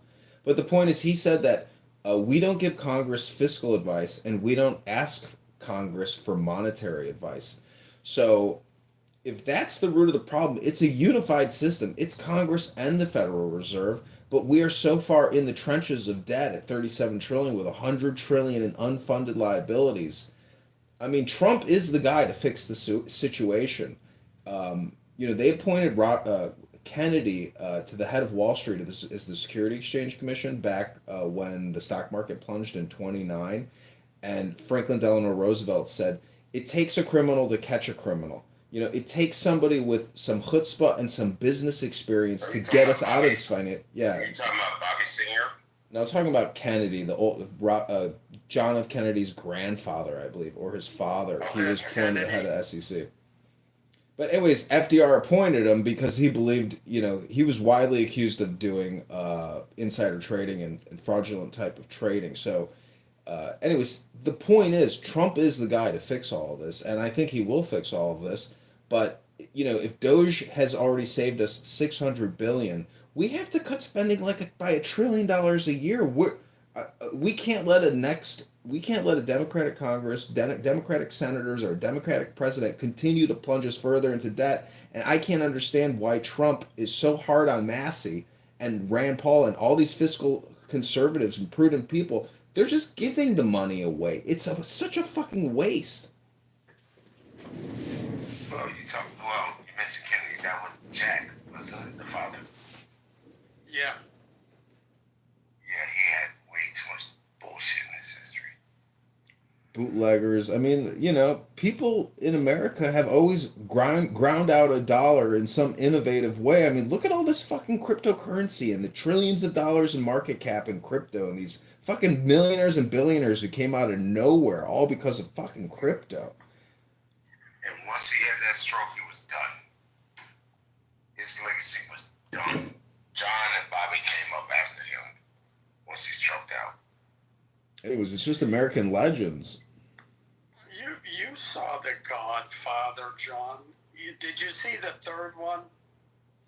Though everybody hates it. Yeah, but remember in the first one. The point is, it's the higher up, and what he said was true. What Michael said is true. The higher up you go, the more corruption there is, because there's more money involved. It's my favorite part of the movie when he's telling him, he's like, all my life I wanted to be legit, and I thought if I reached a certain level, everything would be fair. And then he goes, but the higher I went, the more corruption I saw. Yeah. Yeah, but remember what? I always say this here about John JFK. He had a great mind-blowing experience. Well, remember what Clemenza said to the Godfather? He said, Godfather, in 3 months there will be nothing left for us to build on. What I'm telling you is your grandchildren, these non-existent COVID vaccine babies that will probably never will be born, will not experience that American dream because at $37 trillion, in 1999 and 2000, we were on a great footing. But since 9/11, we have gone absolutely fucking bananas with one scam after the next. And literally, the amount that we have spent on this war and COVID-19, it is so unfucking godly how much we have spent. I don't know why people don't understand how much of a financial crisis this country has And created. you understand, if you sleep with a woman, you can pass this shit. It's crazy. Okay, if you're going to tell that JFK joke, KP, I'm going to tell my dead baby jokes, which I'm surprised we used to. Does anybody know dead baby jokes? We used to tell them Yeah, when we were kids. what's the worst thing about a dead baby underneath 100 other dead babies? A live one crawling out. Yeah, I think what's the worst? It's Eating, alive. no, It's got live to eat one its way out. Eating its way out. The Eating baby its got to way eat out. dead babies. Meanwhile, Victoria can come in here and say, it's women's reproductive health and it's not murder. You're all ridiculous. Yeah, you missed. First, just say. You won't even admit it to you. Yeah, first you say how do you get dead babies into a truck? Then you say with the pitchfork, and then what's worse than a truck full of dead babies, a live one eating his way out there? What smells worse? What smells worse? Victoria's bathroom with 3 cat litter boxes, or an abortion doctor's house? Ooh, shit. Oh man, it's funny because it's true. And I know, John, you're Jewish. No, my mother's not Jewish. My father is Jewish. My mother's gorgeous. I'm a cashew. Okay. Why didn't your father eat your mom's pussy? Why? It's too close to the gas chamber. Why is sex like a box of Kentucky Fried Chicken? Oh, shit. Because after you done with that breast and that thigh, only thing left to do is stick your bone back in that greasy box. How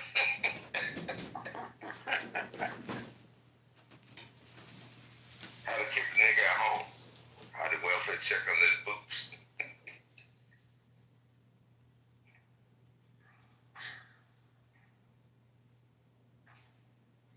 Oh man, these old school jokes, I love them. You know, they say that Bill Gates and Melinda Gates, their divorce was actually a strategic move to protect their assets. Mm-hmm. Yes. Why? How? Because how it did separates protect them. It separates them. If he's brought up on charges and these Epstein files come out, well, she gets to keep half of it. Oh yeah, yeah. The same thing with Bezos when he dipped. His wife dipped, same thing. Well, why the fuck would he marry that woman, that fished out face? He could have had any woman in the world. Why the fuck did he marry that woman? Yeah, now all the plastic surgery she's gotten, like she was reasonably attractive. Now she looks like a freak show. I don't understand. I mean, he kind of has a strange personality. Like, he doesn't seem like he's, I don't know, there's something strange about him as well. But Bill Gates, in my opinion, and what he has done and concocted and is still continuing to concoct, even with this, like, a produce spray and vegetable spray that they want to coat all the produce. He's like an mRNA obsessed psychopath. He is like mRNA protein, smoothies in the morning. He shits spike proteins. This guy is just like an insane chemist psychopath. Well, you heard he wants to vaccinate cows so their farts don't emit as much methane for climate change. Nothing, I'm telling you, nothing, the one thing you can expect and continue to expect is nothing burgers.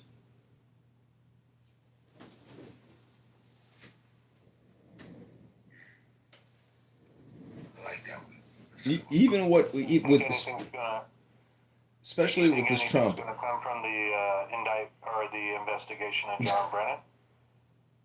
God, I hope so. Well, I put it in the link, and I put the link in the chat. There was a convention they have this yearly where the Chief Justice meets with all the Chief Justices of the district courts, and they discuss things like how is the court system? Are you getting bogged down? what kind of, logistical things.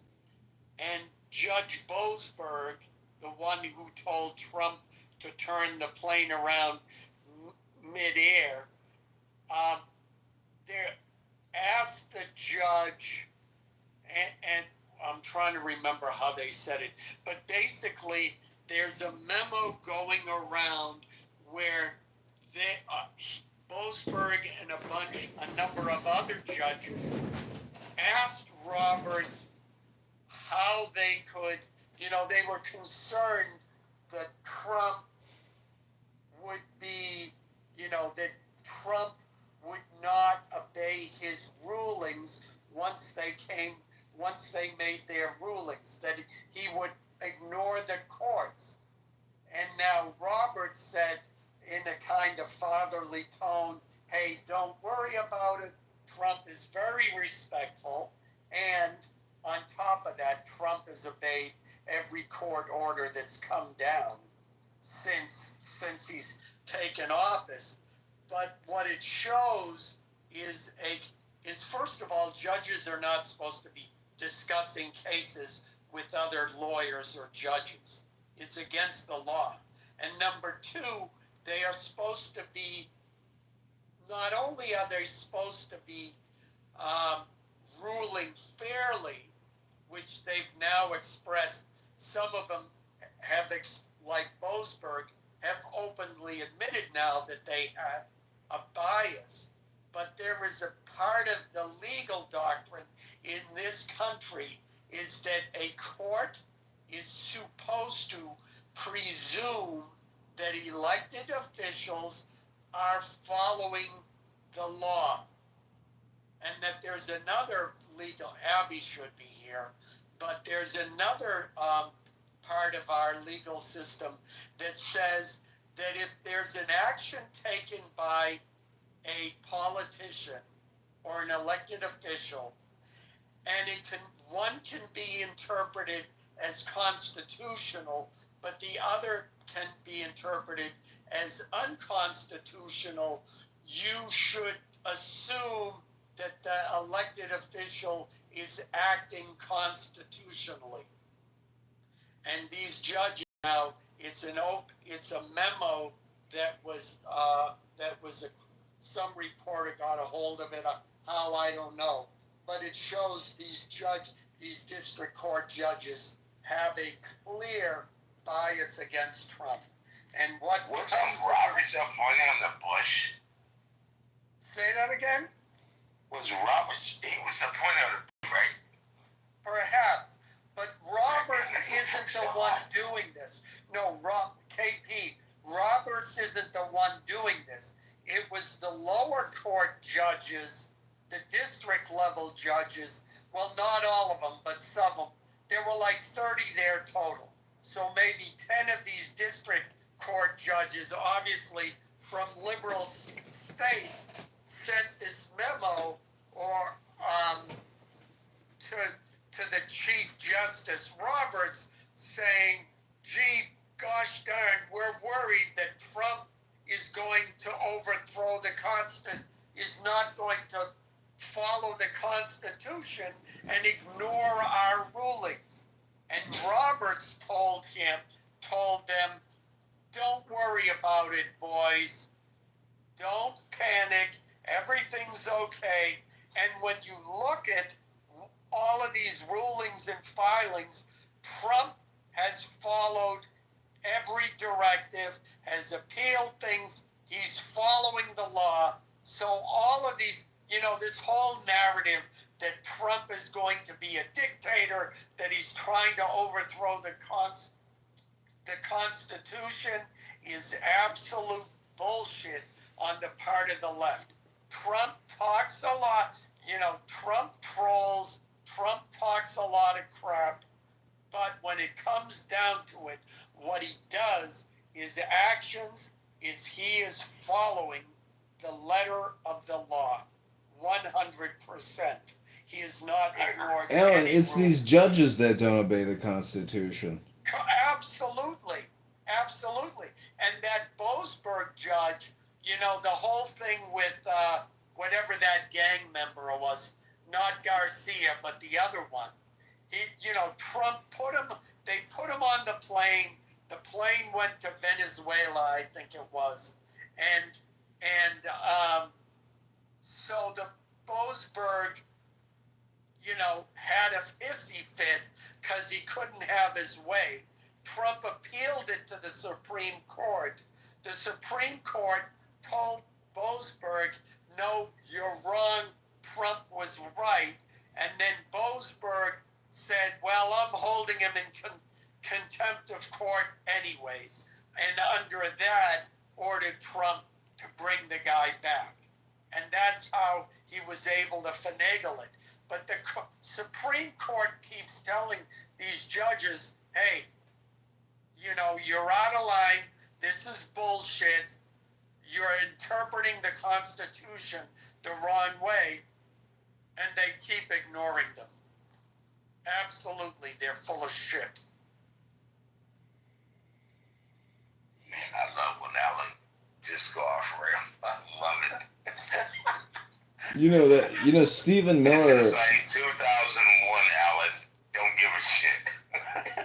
Welcome back, brother. Welcome back. Yeah, no, I never gave a shit. That's one of the benefits of being older. Did you see the video? What's her name? Katanjali Jackson, or what's the African American female Supreme Court's name? Katanji, KJ.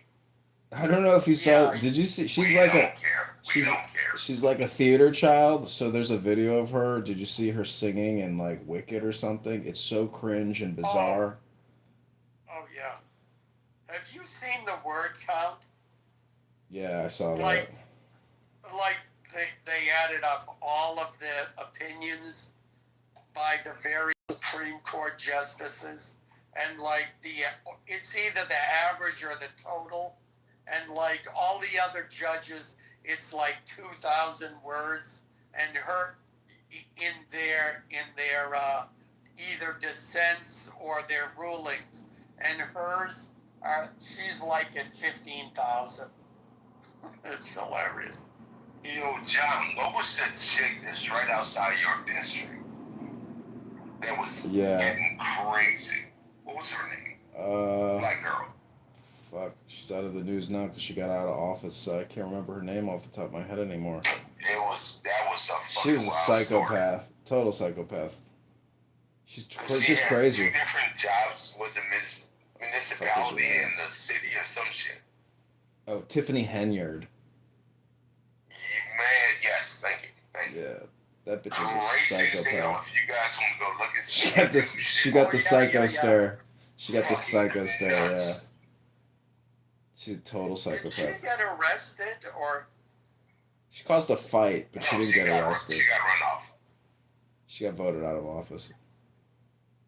Yeah, they had to run off. And they had Lori Lightfoot, our bullshit mayor, do a forensic accounting and auditing, and then she gave a speech saying that she was buying $200,000 worth of personal shit on Amazon. The thing that really pissed everybody off was her attitude and personality and how her shit don't stink. She's just a psychopath type person. Lori? No, not Lori. Tiffany Henyard. Lori, at least, Lori was a corporate lawyer for, like 20, 30 years, and she's still practicing. She's married to this, like, 7-foot Ashkenazi Jewish woman, and they have an adopted child. And people who worked for her said that she was the biggest cunt and bitch they had ever met in their entire life. She was a total impersonal, nasty cunt. That's what I heard. You want to hit a real story? Yeah, go ahead. You want to hit a real story? Lori. Please. Oh, sure. Since you said it, I'm going to tell it. Been an asshole all my fucking life. We are second cousins. Been an asshole all our lives and been a fucking dyke. Been excommunicado from the family. Absolutely. If you go and look up their lineage, fucking communists like a motherfucker. That's what she does. She's got that other side of the line. We don't fuck with her. We don't speak her name at all. We see you, we spit on you. We don't fuck with her. Yeah, Karen. Did you see Karen Bass? She was like a former communist organizer.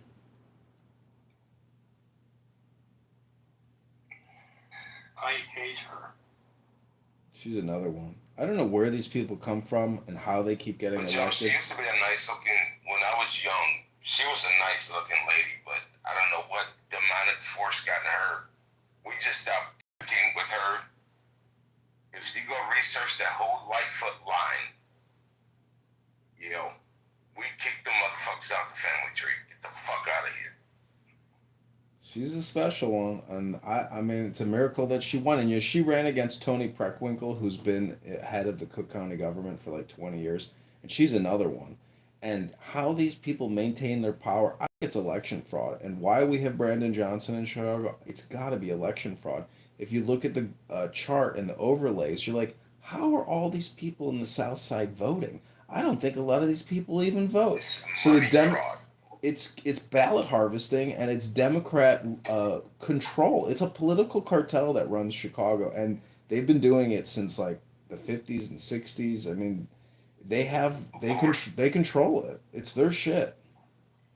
It was the same way like Detroit was like that for a long time.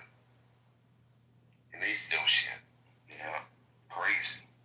These inner cities are fucking nuts, man. The former head of Chicago Public Schools, Barbara Bird Bennett, still in jail because she was had multi-million-dollar scams with my former dean from high school, who started a for-profit like executive leadership education curriculum bullshit corporation, and she was also involved in textbook scams in Detroit. Like, education has so much funding, and 50-60% of our property taxes go to education. There's so many grifters and fraudsters in education. It's as sickening as Medicare and Medicaid and the entire medical industrial complex.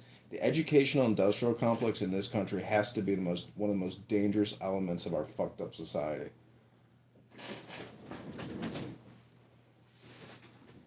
AKA teachers unions and all these bullshit educators that do babysitting and facilities management and no education.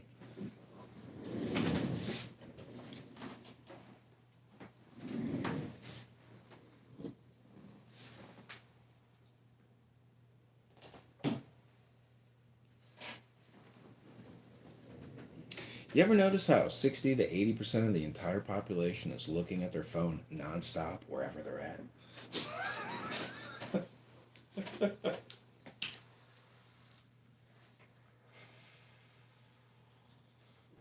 Yeah, it's a bad addiction.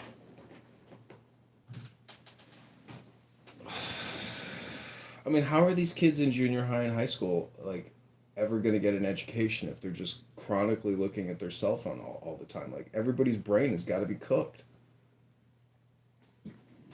That GPT gonna answer everything for them. It's the future.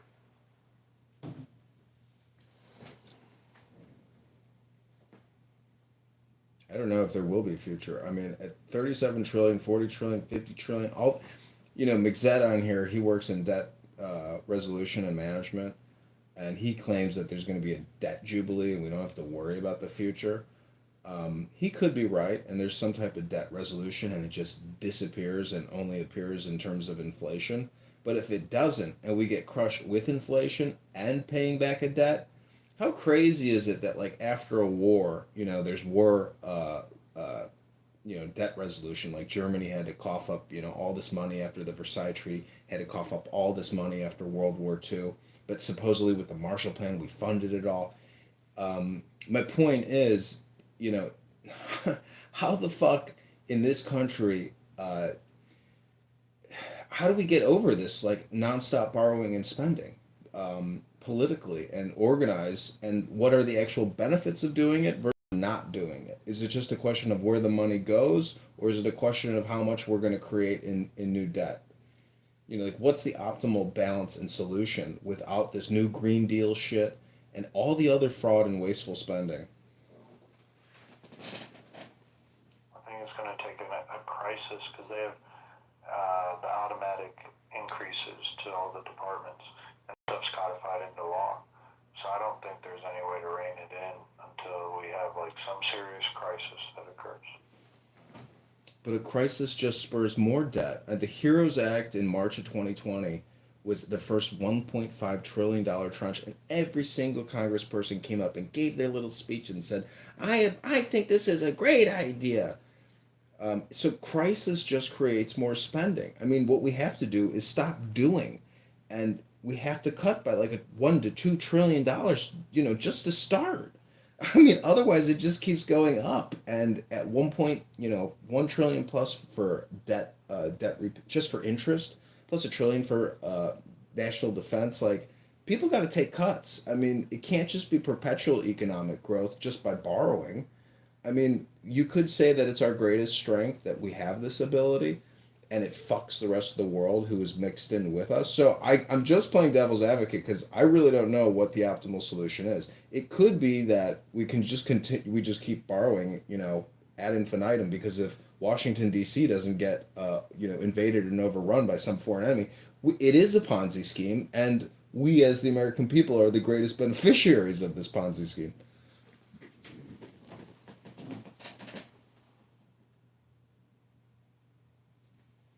Yeah, but the problem is that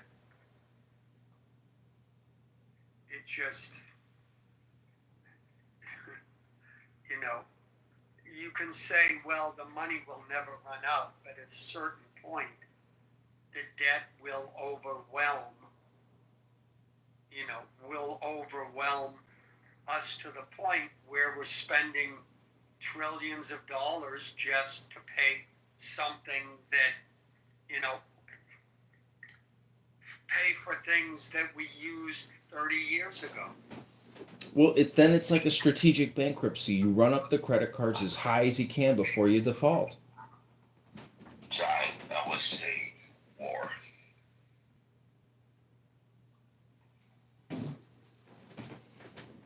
Yeah, you could say war. But if you look at historical precedents, World War I, World War II. I would say World War II. It's so hard to say if World War I and World War II aren't just like one successive event. I want you to hear this. War, everybody forgets about anything. They just gonna keep tricking us. No, that's the distraction. I was watching television today and I'm like, God, this is such a fucking huge distraction to like the real big problems. But people are just so mesmerized by, pictures and videos. And it's all just one giant hypnosis to make everybody stupid and not realize that there's a crisis and people shouldn't even be patriots. But what I'm saying is if there is war, China might be smart enough to know not to fuck around and find out. But we're already in war. For Christ's sake, it's like been 24 years of nonstop war, and shit is still super hot. Ukraine and Syria and we're already entangled in like 5 to 6 different battlefronts. Well, Trump has dropped more ordnance. What's the second war? We should have never gotten to the Cold War bullshit. That was dumb. That shit's wild. I'm born in '82, but the amount of money that this country invested in Cold War is insane. Ridiculous. But supposedly we won. Reagan was part of that problem. The collapse of the Soviet Union, could have essentially prolonged a nuclear war. So, a nuclear war is still real. Some people on this app don't think that Russia has nuclear weapons. I think they're stupid to think that they don't have nuclear weapons. The Russians are extremely intelligent and technologically advanced, and there's no way that they don't have advanced nuclear weapon systems. They always had nukes. Yeah, I remember when the war in Ukraine started, people on the left were saying, oh, Russia isn't that big. It isn't a superpower. They're going to fail. Downplaying, ignoring the last 100 years of history. It was ridiculous. Maybe, John, you might be a little younger. We had Gorbachev over there. He was fucking wild. There's a lot of rabid Russian haters on this app. Sycophants when it comes to hating Russia on this app. And the thing was, is when the Soviet Union collapsed, we won. They're supposed to be our friends now, right? But no, you know, I attribute it all to when Trump said in that speech, you know, hey, maybe we need to get Hillary's emails or whatever. And he said, Russia, are you listening? I mean, it was like a joke. And the Democrats, you know, the Democrats went crazy. He said that, and it was after that, the whole Russian collusion thing and the Steele dossier and on and on and on, and Russia became the bad guys, you know? And we don't, look, Russia does plenty on its own that people can criticize, but it was, you know, it's nothing like the way Democrats ran with it. Ellen, I still have that email. The what? When Hillary got found out, the skinny was in the notice. Oh. You know, I don't know if you follow Macron at all, but I mean, Europe must be supplying a tremendous amount of weapons and advisors to Ukraine. I mean, this really is like a World War III, but not labeled as a World War III. I mean, it is most definitely a major global conflict that is not going away because Europe, like Trump just said the other day, he's like, I'm amazed at the thirst for war with these European allies and partners of ours. He's like, they blow me away how aggressive they are. So, you know, this whole thing is in many ways about bringing down Putin's government and regime changing Russia. That doesn't seem to be going away. You know, I haven't checked, but there's a website.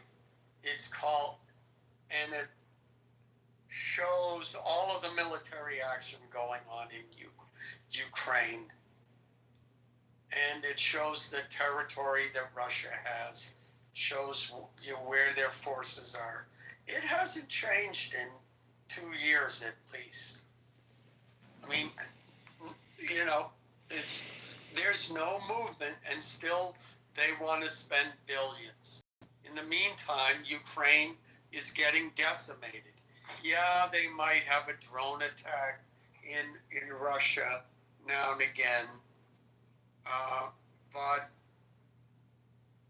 no, they should, you know, Trump was correct when he first got into office, you know, but you know, Zelensky was, you know, too stupid to take the deal. He's a dancing gigolo and a comedian and an actor. You're high as a goddamn eagle's ass. You fucked up. Zelensky is the high as shit. He's the problem. He's the problem. I mean, even that Oval Office meeting, that was wonderful. Comedian. That's all you are. He's constantly scratching his nose, doing powders. I mean, the guy is probably the greatest risk to global national security on the planet. I agree with that. And also the hooker from over in Italy. She's sitting there wide-eyed like, this bitch is high as hell, too. Just sit there and watch her. High as hell. I mean, how is this guy leading the charge against Russia? They don't have open elections. He can't lose his position. He's fully backed by CIA. Did you see the reaction in the Oval Office when Trump said he was going to send weapons? Fucking retarded. What's the current CIA? Ratcliffe? That's the new CIA director. When he said he was getting more weapons, he looked up in the air and was like, thank you, God. And Pete Hegseth was like, you know, just looking coldly, like empty, like, what the fuck? You know, there's a difference between that Pentagon and the CIA. We need to stop doing. Fuck that Iron Dome shit. We don't even have one here in the States. I think that's a waste of money, too. But you ask other soldiers and veterans, and they think it's a viable investment. I think it's ridiculous. And when Trump had that as he was walking across the yard. He said, they don't know what the fuck they're doing. These motherfuckers are going to fight for thousands of years. Fuck them. You know what Trump needs? Trump needs to issue the American people Liberty pistols and, 100 rounds of ammunition. If you voted for him, you should get a custom-made Trump pistol, a revolver, and a check for $10,000. So as you blow your fucking finger off, you know about those. But I got you. I'm just saying, arming the population, educating the population is our greatest defense against foreign invasion and foreign wars. I mean, the military-industrial complex has to have their revenue growth quarter by quarter. I mean, we're still making tanks that will never be used, still putting them out by the tens of thousands annually. Like, it's insane. We manufacture shit we don't even need. That's true. Listen, Barack Hussein Obama's biggest backer and the guy that got him into the White House was Crown. I don't know if you know who he was. He died in a NASCAR accident driving a race car. But that multi-billion-dollar family they're one of the largest defense manufacturers in the country, and they do nuclear-powered aircraft carriers, nuclear-powered submarines. They do everything. Yeah, it's the Crown family. Oh shit. But he was already multi-wealthy. It was his father, and but he died tragically in a car accident. That's the problem. You can be a billionaire, but if you're gonna go buy that wine estate in France and you fly a helicopter over and you crash, there goes your billions. Well, no, his stepfather was very wealthy. Very wealthy. He was Indonesian, and he was a straight killer over there. He took over the fucking government. Very wealthy man. His mother was a fucking Playboy bunny. Fuck around and find out. Don't talk about it. This is the biggest wealth transfer in human history. 37 trillion from 9/11 to COVID-19. I mean, the military and big pharma and everybody associated with it made more money in human history than at any other time in American history. The PPP loans were a $1 trillion giveaway. Do you know how many fucking tens of thousands of people in this country took out huge fucking loans from the government and never repaid them? They can't crawl. They've probably crawled back like 1% of all the fraud.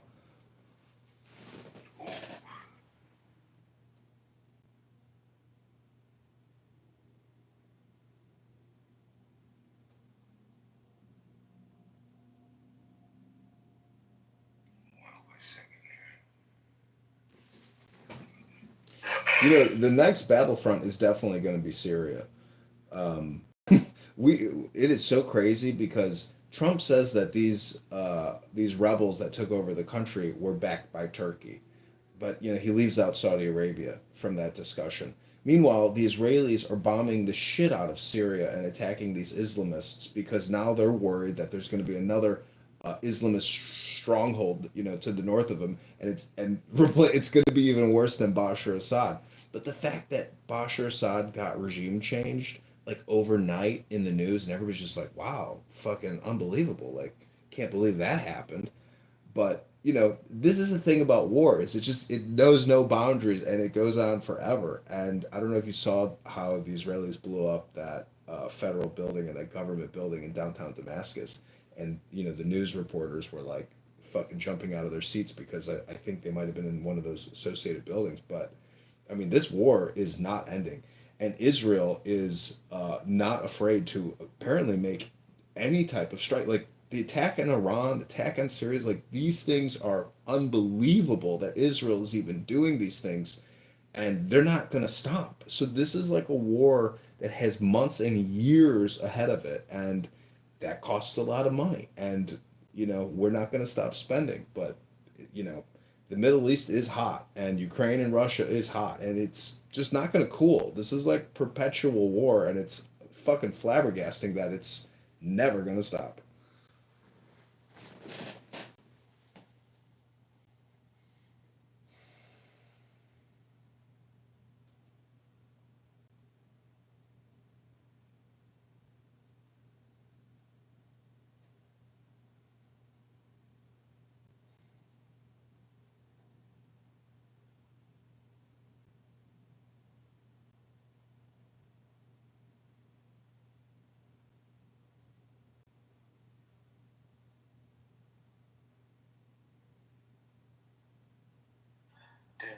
to strike Syria?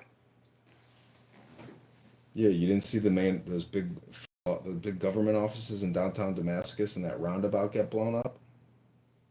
No, I missed that part. Holy shit, it was a major attack. Like it wasn't just like one rocket, it was like a huge detonation. And the leader of Syria, Shah or whatever the fuck his name is, he just met with Macron and they were doing some language analysis on him and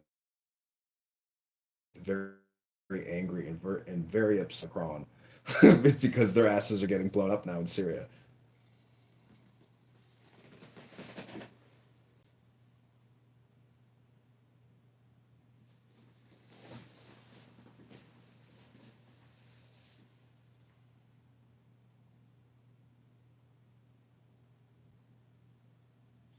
That's the thing about these liberal rooms, you know, they're very critical of everything, and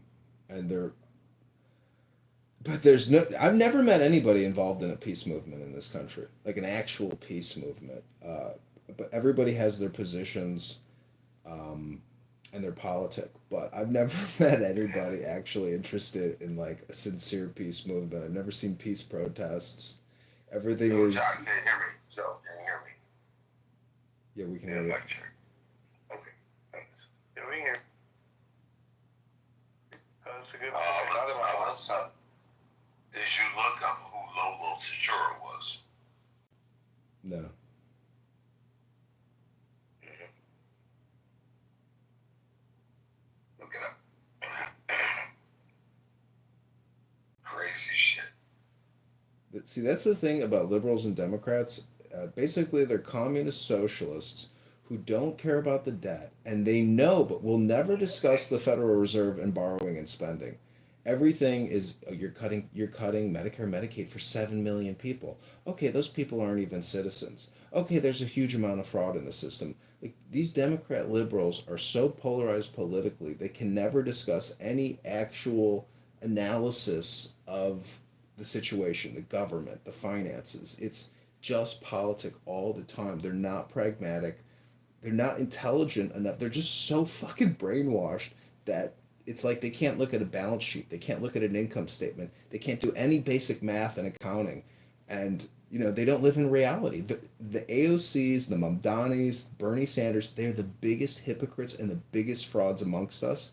And the fact if Mamdani wins New York City and he's not arrested on like the 1954 Communist Control Act, I mean, if Trump doesn't take like executive decision action and basically stop Mamdani from taking control of New York City, like that will begin the fall. And I don't know. I mean, we'll be cucked and basically Islamicized and invaded, and no longer the United States of America. That would be the beginning of, could possibly begin the beginning of some type of downfall or something. I mean, not being hyperbolic, I don't think he's going to win. I mean, he probably is going to win. But, anyways, you see what I'm saying? Like, Trump needs to make this the biggest turning point in American history. Like, this should have been our 2000. Instead, we got sold a bill of lies on 9/11, and it fucked us in the ass. And we're essentially pulling the dildo out with Trump. And Trump needs to take that dildo and smash every living goddamn traitor in our midst over the next 3 years.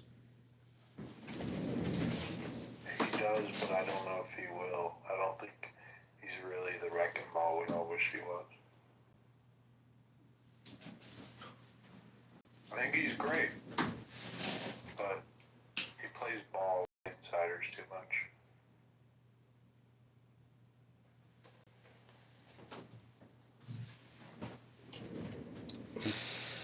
I don't know. You're probably right. I get the feeling like, I don't know. I mean, maybe it's just impossible to think that one guy can achieve, you know, like like huge ambitious reconstruction goals or something like that. But I just don't think there's the manpower to do what needs to be done unless he's really willing to go extreme, which means essentially removing habeas corpus and using the United States military to do the mass deportations.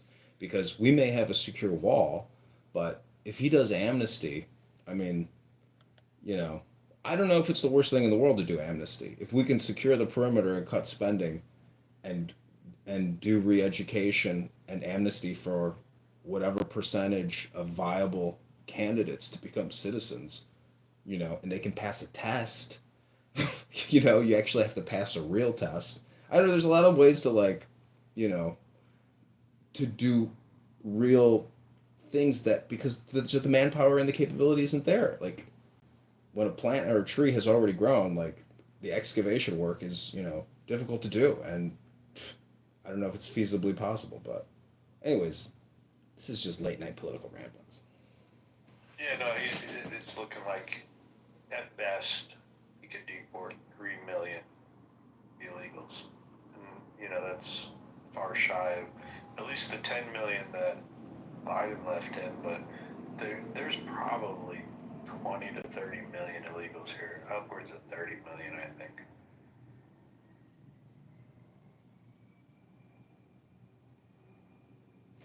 You won't be able to get them all out, but I'm just hoping that the Overton window is pushed a little further to the right. Like right now, the American people resoundingly support it. So this is a big change, something that's taken decades to get to this point where just the American people support it. So it's like, take small victories and stack them up. That's kind of how I'm looking at it. And Trump could be the Nixon, and we're still waiting for the next Reagan to come along after Nixon. We might have to go through a Jimmy Carter to get there. I don't know. I mean, I don't know. I still have great hope for Trump's second administration because he knows so much more this second time around. This V2 version, I think you haven't even seen it really like deploy its wings and go hypersonic. And I think that, there's a lot of preparation and setup to do whatever programs and projects he's planning on doing. You don't just, rush right into it. I mean, you take your time, you do a thorough analysis, and you spread it out, and you don't rush whatever he's planning on doing. But, you know, I mean, in terms of like American history, like if he does something big, I mean, when I saw Netanyahu, tell him that he nominated him for the Nobel Peace Prize, I mean, to me that's like funny. That's almost like a troll and comedy, but at the same time, a little ridiculous and kind of cringe, but still nonetheless funny. Like there's a lot of funny aspects to his presidency, but I mean, if if you get your head almost blown off by Matthew fucking Crooks, and you expect that Democrats and deep state operatives are responsible, and your own Secret Service, was compromised. I mean, for fuck's sake, like this is enough. I mean, I don't know about you, but like if you were in his shoes, wouldn't you be even crazier? Like 100 times crazier, and would have done arrests already, and would have made it your one fucking priority to make this the priority of every American. Like there's a lot of things he hasn't done, which, he's not psychopath enough to do. I mean, he could have gone full Mussolini on day one and said, that's why I'm saying this, maybe this Epstein thing is a problem for him. And, and he is co opted. I mean, who knows? People get compromised. I'm optimistic about it. I just think it's the heavy lifting. He's laying the groundwork for the next guy or group to come in and be able to really push the change that we need. It's going to have to happen incrementally.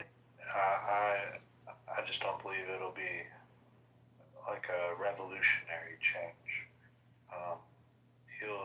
If all he does is change the direction of the illegal immigration, he takes out Act Blue, and he neutralizes the Democrats' power come by 2030, because they were looking at trying to count all these illegals in the 2030 census, and they're trying to set themselves up for another 10, 20-year run of Democrat control. If he can prevent that, that'll give enough, or I hate to say it, but probably the Palantir Group, whoever they end up putting in there, taking over the Republican Party, because these old guys are about to die off. The Mitch McConnells, they're out. They just can't survive it any longer. And a whole new group of elites are about to come in to power in the next 15 years. And we got to pray and hope they don't continue the madness for themselves. But you never know. They get into it with good intentions, and then greed sets in. See, I think Palantir is a little bit like a scam. I've been in massive federal facilities hearing Palantir pitched by key executives in the government. So you have government employees pushing Palantir on government employees. Everybody wants to make money with these elite pedophile, psychopaths. I mean, I don't know if you like, Peter Thiel. I mean, sure, he's intelligent, but when you think that he's an elite homosexual having sex with young men, and Palantir has gone to $100 billion, $200 billion market cap off of federal contracts. I don't know. That's just me. It's like, you can't really sell me on anything, sir. Like, I don't like him. To me, he's one of those zombie type of guys. Something strange. It's not something strange about him. Like, the guy has a major corporation and a major, investment bank. I mean, I don't know what his total net worth is, but it's insane. Like, he's, way up there. But if the IRS gives over all of the American data to Palantir, or if they already haven't, and that data is already, available, I don't see being a friend to the Republican Party. I mean, he's mercurial and he'll shift left. I mean, because if one thing is true, these Democrats get bought nonstop by whoever has the money. So, I mean, Palantir to me is basically a net negative for the American people. No, I don't like them, but to replace you, the only way to replace elites is with other elites, and the Republican Party doesn't really have. I mean, their donor class is awful. These people aren't like quote unquote true believers or anything. These aren't like patriots. They're very transactional. So there isn't like this right wing true believers like what the Democrats have that are major donor class. So we're kind of, unless another group comes along, I mean, it's going to revert. The Republican Party will revert back either to the Bush wing, or it's going to be this new J.D. Vance Palantir wing that gets in there. So I don't really see another, unless you're aware of another group of elites that will be able to dominate the Republican Party and then take control of the country. Yeah, it's like a combination of banking and technology elites, because Jamie Dimon and the CEO of Goldman Sachs and Wells Fargo and every major and the hedge funds like Citadel. I mean, these mega donors like Ken Griffin. It's an amalgamation, and then you have Mark Zuckerberg, so it's and Musk, so it's like a combination of communication versus banking, in terms of like the donor class. But I think to say that like the Republican Party doesn't have its elites and doesn't have its billionaire donor class, it's no fucking way, dude. I mean, like everybody who backed Trump and George Bush, I mean, are technically, that donor class, and then there's people who would still shift over, but it's a brand, and so you do get patriots that come out of the woodworks and want to give this money, like Elon Musk and his, what was it, 300 million he did for Trump, or was it 200 million or 100 million? But anyways, I'm just saying, when the time is right, patriots arise. That's the philosophy. Everybody's still around, huh?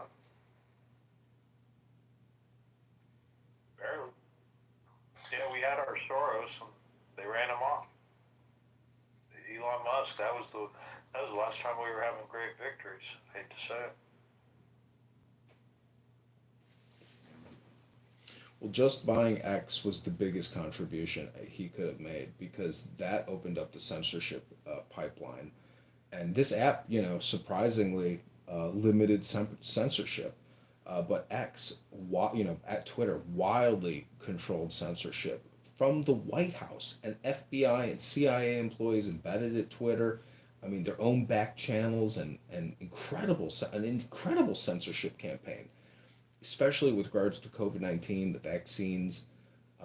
But all political communication was being censored, and the fact that X opened up, I mean, I think that that definitely changed the herd psychology and got Trump into office. Oh, for sure. It was. Do you think Musk will come back around?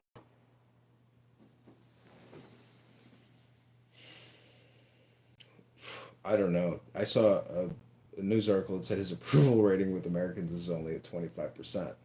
He still has weekly recorded meetings now on X under Adrian Dittman, and it's he's got the money. I mean, unless his Tesla stock depreciates significantly, he's always going to have the money to back somebody. But supposedly the American Party is just a super PAC. I mean, I'm going to try to fucking get money from it, but he's blocked like 15 of my X accounts because I tag Adrian Dittman all the time. He's got a lot of money, and he's an eccentric person.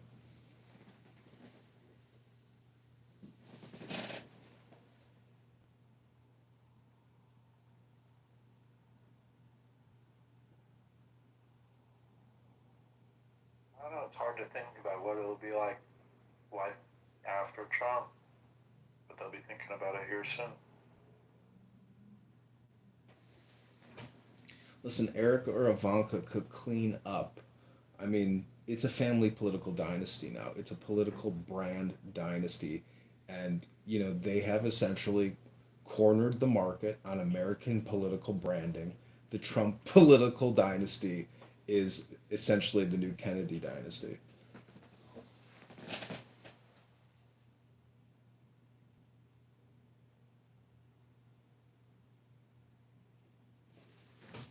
And they're saying Kennedy's going to run for president as well. I mean, that's a big political name to run for presidency.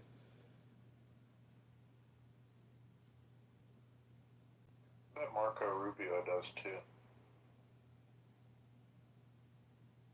Yeah, I don't know. Robert F. Kennedy's voice cracks so much still. It's like Rubio really is a great communicator. He did really good in those debates, I thought. I mean, shit, that guy is, American bona fide history and political, royalty himself at this point. Yeah, I think he's recovered his image from the Gang of Eight. So I'll never forget him doing that. But he's done pretty damn good as a Secretary of State. I got to give it to him.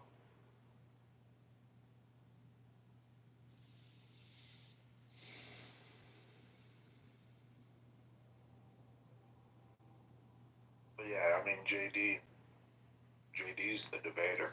Yeah, that guy's good. It'll be interesting to see how it shakes out. I don't know. Republicans have just structural issues, though. Trump was able to do unheard of stuff by getting people to support him. Without Trump, the Republicans do not have a winning coalition. So the Republican Party needs to adopt Trump's platform is really the biggest issue. So it'll be interesting to see the turning point there. We could lead to many losses if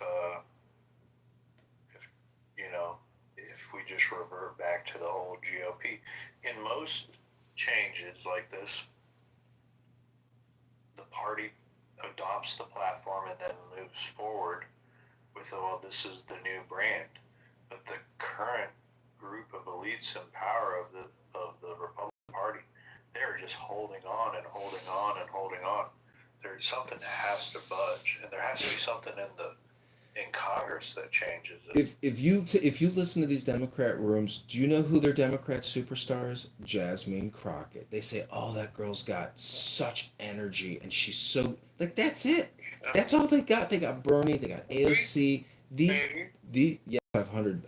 These Democrat leaders are the most ineffective leaders, but they have spam power. But to me, that's like artificial because it's like a lot of bot traffic. Their power is very paper tiger and illusory. It's just not real, but you know, it's propaganda. I mean, it's unbelievable what they're able to achieve.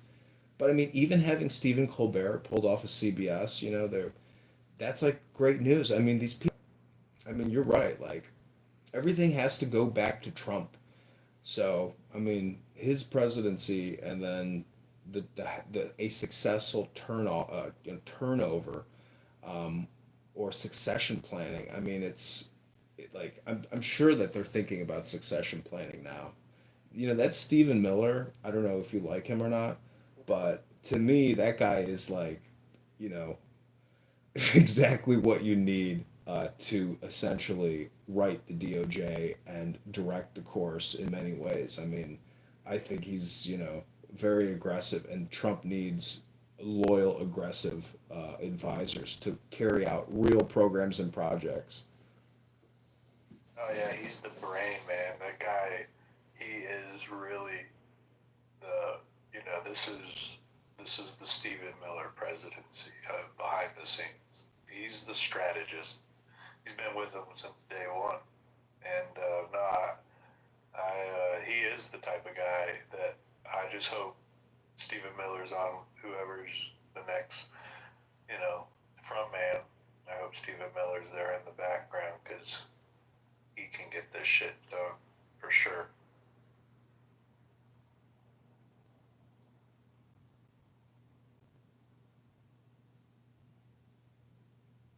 It's just going to take time. It just doesn't happen overnight.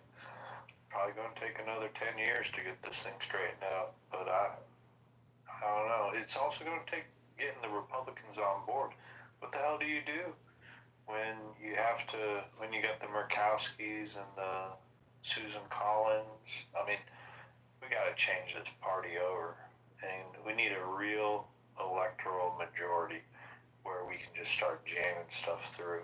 Or it's all, I mean, just consider how many things are just temporary that Trump has put through. It can all just be reversed with the next pen of a Democrat. Not that the Democrats have all this power. It's just they can win on low turnout more so than the Republicans can. Because here, Republicans are faced with where the Democrats were 25 years ago. We have a, low propensity turnout type of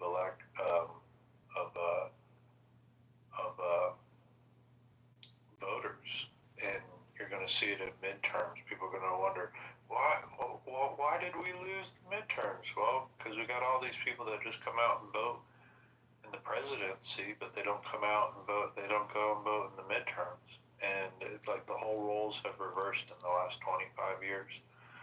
So it's I don't know. There's just structural issues inside the Republican Party. Well, then Trump has to. We have the right ideas. If you have no faith in the organization, Trump has to set new precedents and give the American people a big liberty back, whether that's income taxes, property taxes, or the ability to opt out and invest in your own, investment vehicles and get out of the government system, as opposed to as opposed to giving $1,000 to new children at birth. Like Trump needs to have some type of a visionary precedence and some type of visionary innovation in terms of like America, whether that's creating like an internal economic zone and building a super city. He's got to do something magnificent and magnanimous as a great leader, in the way that like a Roman Caesar would do some type of public endowment if he just keeps focusing externally and running it, like a smooth, brain clean ship, I mean, it's not magnanimous enough. He has to do something that the Democrats have to stand at awe of and say, wow, this was truly a great man and an incredible decision and a worthy, triumph type operation. Like, he's got to do something magnanimous that, he will firmly be cemented in the history of time for the American voter. I mean, and that every Republican can refer to as being some type of great liberty restored to the American people.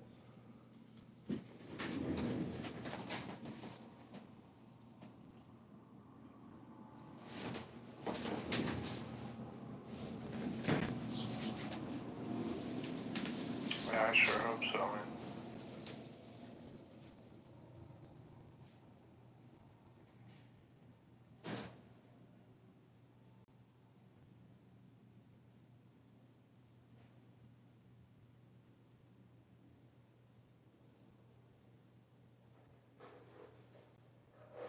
I think when they overturn some of these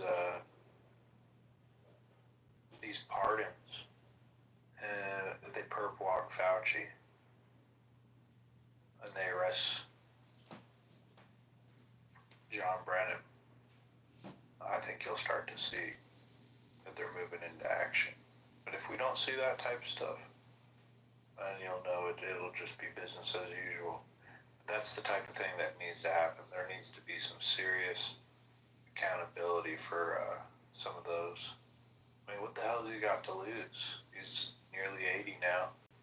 Can't get reelected again. And his base wants it. He's been teasing us since his first election when he said he was going to lock Hillary up. Like, the attachment, like, I was been explaining this to Matt the last couple of nights. It's like this two-tier justice system, and Trump was going to be the retribution for the little man against the guy, right? That if he's got to follow through with that, if he doesn't follow through with that, I think it's lost. Like, I think there's going to be a set group of voters that will never vote again. They'll feel like we had our guy, we had our chance, and he didn't wreck the system. He didn't strike the elites like we thought he was going to. And he teased us since day one about locking Hillary up, and now he doesn't deliver. So, I mean, I think they're going to move on this stuff. I hope they are. And I think it would get really good when the left starts crying, well, look, he's a dictator. He's going after his political opponents. Well, hell, his base wants this. And then we'll know real change we're moving towards real change if he actually follows through with locking some of them up. I mean, it's got to be hundreds of people. The USAID fraud has been going on for so many fucking years. I mean, I don't even know if they have I don't know if they have the manpower, the availability to even bring these many charges against these many people. The Stacey Abrams $2 billion funding for her nonprofit that had $100 in it. I mean, these are like, gimme arrest cases, because the real punishment is the lawfare and dragging these people into court, and that bankrupts people. And the federal government is excellent at doing that. So, why you can't bankrupt these people with the assets that they have and the people that they have at DOJ, or let alone IRS criminal tax investigation, IRS police. What the fuck do these people all day shake down small businesses, go after these Democrat criminal nonprofit NGOs that took billions of dollars in USAID money and used for fucking salaries, do forensic accounting and get these people. I mean, I don't know, IRS criminal investigations unit, put them to work. There's a lot of them in every single major city. So, I don't know if they do just drugs and other tax evasion type investigations, but I mean, let alone Hunter Biden and his problems with the IRS and those two IRS whistleblowers that came forward. I mean, no repercussions, and he gets a fucking pardon. even that was the only pardon that Biden signed, right? Was Yeah, that's the that's only the only one one. he actually. Unbelievable. And did you see how? Did you read that article about how the auto pen goes down, and that guy he's a Jewish guy who was doing, I don't know if he was doing all the auto pen signatures, but the reply in the email, and you know how they word it, but No, I didn't read. I didn't read it. Go ahead. Tell us the story. I can't remember his name, but anyways, it's just the response in the email that they would use to generate the auto pen. I can't remember the exact sentence they used at the end of it, but it's just interesting how they did how you do business in the White House, especially for a guy who is not all there. But it's like the White House is it's this huge organism with all these people, and on X, Ivan Raiklin, the deep state marauder, he really has a problem with what's her name, Sherry Wiles, former Pfizer. I don't know what her VP or anyways. She's like Trump's, number one basically, right? Isn't she his? Do you know who Susie Wiles is? It's a Chief of staff. Yeah. So she's like, I mean, if Trump is really tight with her and has and loves her and has a great relationship with her, I mean, is there any other reason why she would be there unless he's very fond of her? So it's like how are all these people so critical of this woman and the power that she wields, I guess, in vetting, and Laura Loomer has essentially fucked up a couple people now who are like Biden holdovers. So without Laura Loomer, all these deep state cocksuckers are still there. Fucking Laura Loomer has outed a lot of pieces of shit. So clearly, I mean, maybe it's too much for Trump to even think about and contend with because it's that big of an organization and he's got to have faith in it. But when Laura Loomer is doing the vetting, I mean, there's a problem. Yeah, she has caught a few. It's it is too big. That's the biggest problem. It's really too big. They need to sell off a ton of land. They need to close up a bunch of these organizations. They're moving towards it. I think this is our time. But I really feel like he's not going to be able to finish the job. Like, the job is so big. It's kind of like when I lived in New Orleans. I remember them saying New Orleans was such a screwed up city that one mayor, even in an 8-year term, could never fix all the problems in the city. And, you just patch what you can while you're there and get accomplished what you can. And that's kind of what's going to happen with Trump. It's so bad that he doesn't have enough time to fix it all. And we're just going to have to, I'll be grateful if he just gets rid of a couple million illegals. I'll be grateful for it. Like, it's better than where we were. And he doesn't have to deliver 100% on every promise. I'm not going to be, all upset about it or anything like that. But it has to be a movement that continues to straighten this ship out, or we're going to go right back to the same shit again. Like, we still got to get from 2028 to 2030 to the next census, and then that's when the power will shift again.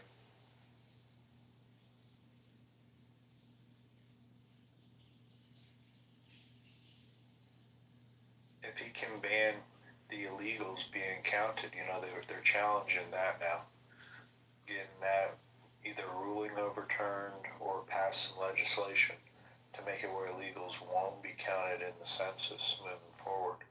That's going to take a handful of seats from California and New York, and right away could be enough right there that gives the Republicans a much better chance to continue to win the presidency in the 2030s.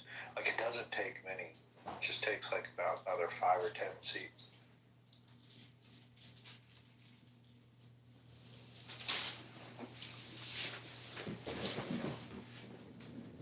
Yeah, I'm running in the 16th district of Illinois against Darren LaHood, and he's a vaccinologist, created $20 trillion in debt, and he's taken in $10 million plus from big pharma, big healthcare, and I'm just running as like a fiscal conservative against big borrowers and big spenders, but you know he's got $10 million to spend in ads.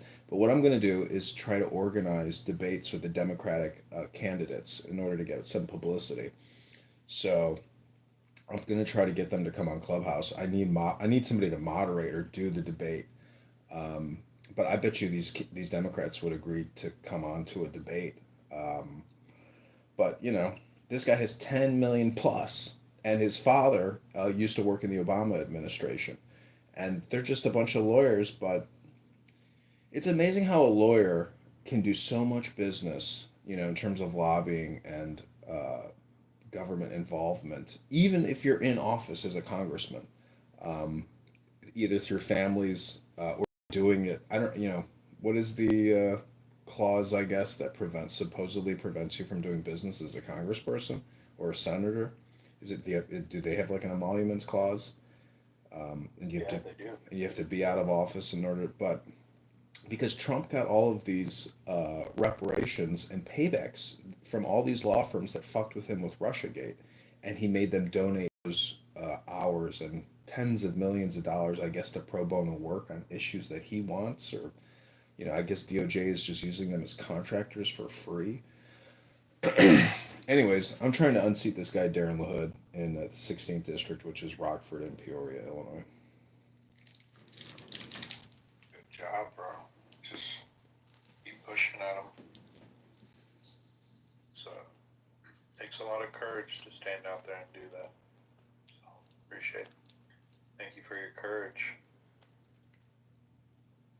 Yeah, I mean, if $37 trillion, and the fact this guy goes uncontested, nobody's even gonna run against this guy.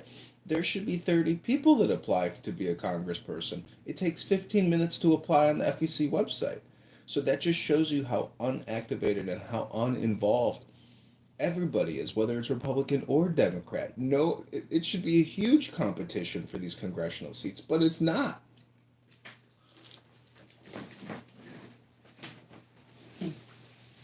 We like to sit around and talk about it. We don't really like to do anything in regards to politics, generally speaking. There's a lot of political and news addicts out there. You know, everything on fuck it. Everybody's consumed with it, whether they admit it or not. I mean, if you're on X or Instagram and YouTube, I mean, you're gonna come across political content pushed down to you from MSNBC, Fox News, etc.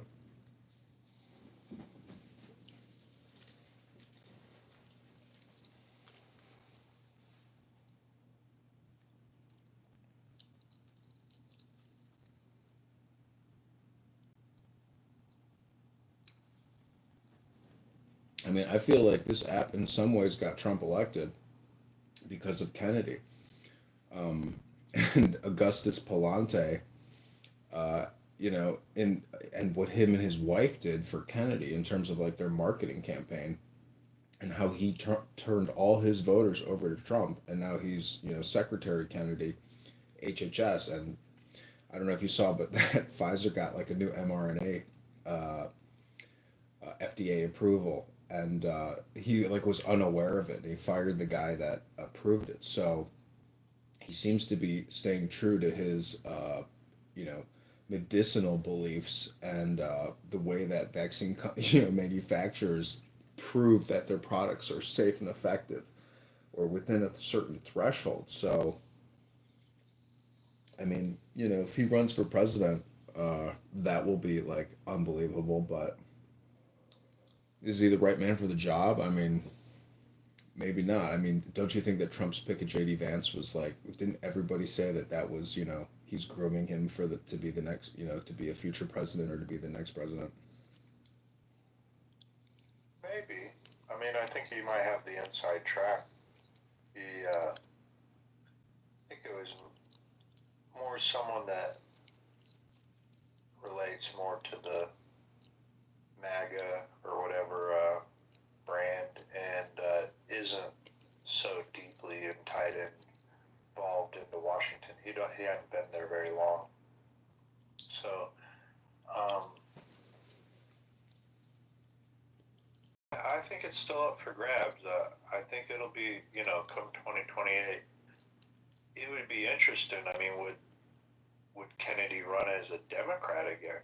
Because he was Democrat and then went independent.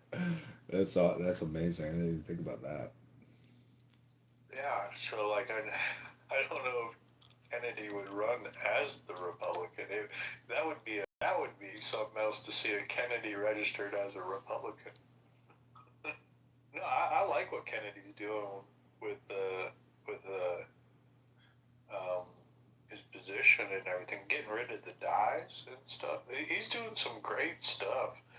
And when he exposed all the vaccine stuff recently when he was interviewed by Tucker, it's just all coming to light. And he's been right the whole time. His whole life, he's been talking about this stuff.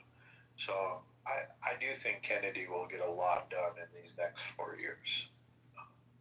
So it'll be interesting to I don't know how the power change will occur. A lot of people speculate on it, but I think it'll come down to the people voting for it. I bet we see just what happened in 2016. Like what you said, for every congressional position, we'll see that again. There'll be 15 to 20 people run for president in 2028, and they'll all be vying for Trump's endorsement. And I don't know what Trump will do. He might not endorse anybody. Just let him have at it.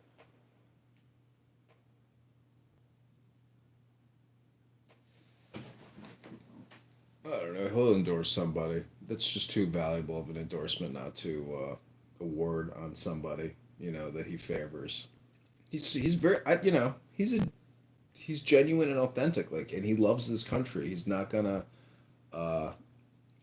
pull a rug or anything. I mean, but yeah, but wouldn't it be funny though if Kennedy does run as a Democrat and essentially trolls the Democrats and manages to get power of the Democrat Party, because his philosophy is the true Democrat philosophy as opposed to this co-opted liberal, Marxist communist Democrat philosophy. It'd be phenomenal. That's what we need, is the Democrat Party to go through this come to Jesus moment where they have to face a classic 1990s Democrat. It would be fantastic.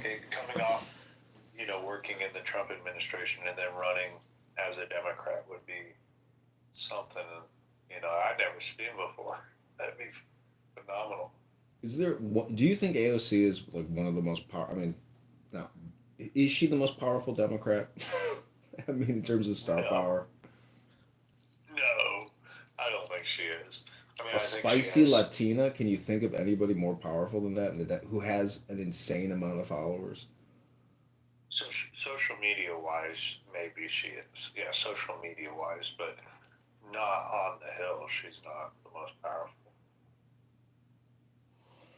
But if she runs for presidency, that is it's pre-set up for success. Her platforms, her demographic.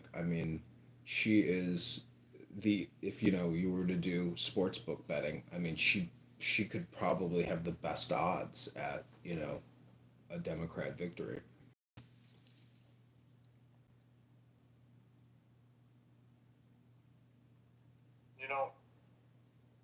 I didn't believe it when I started talking politics online about a decade ago, and I didn't believe there was so many people that were against having a female president.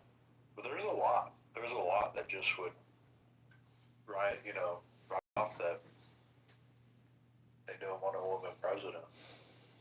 I don't know. I don't think I'll see that change here if she was. She's got to have the it factor, and she really doesn't. When she gets up on stage, her and Bernie's tour, she looks like a bumbling idiot out there. That it works well for her sycophants and for like the true believers. But is she going to be able to get out? Like, how is she, the optics of her getting out in front on a main stage where she's not just around, her choir? Because that's all we ever see her around. We see her around these real leftist, socialist campaign events and stuff like that. I don't think she'll whittle real quick in front of a real debate, or even if she has to go on, let's say, a Fox News interview or something like that. She hadn't done anything like that before. And if they're going to continue to wrap them in bubble wrap, we saw what happened with Kamala Harris. They wrapped Kamala Harris in bubble wrap because she has an awful personality. It just doesn't work to win. They did it with Hillary. Now, Hillary had the best chance out of all of them because of her name brand. But AOC, no, I don't think she would be able to actually win it.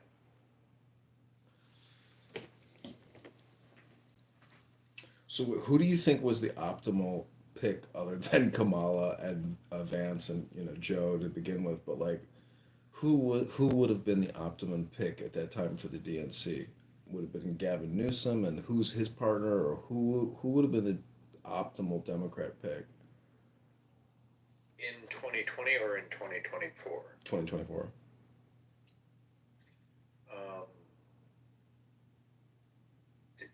Because the only one that is the it factor, like the politician, and not that he has the support, but he has the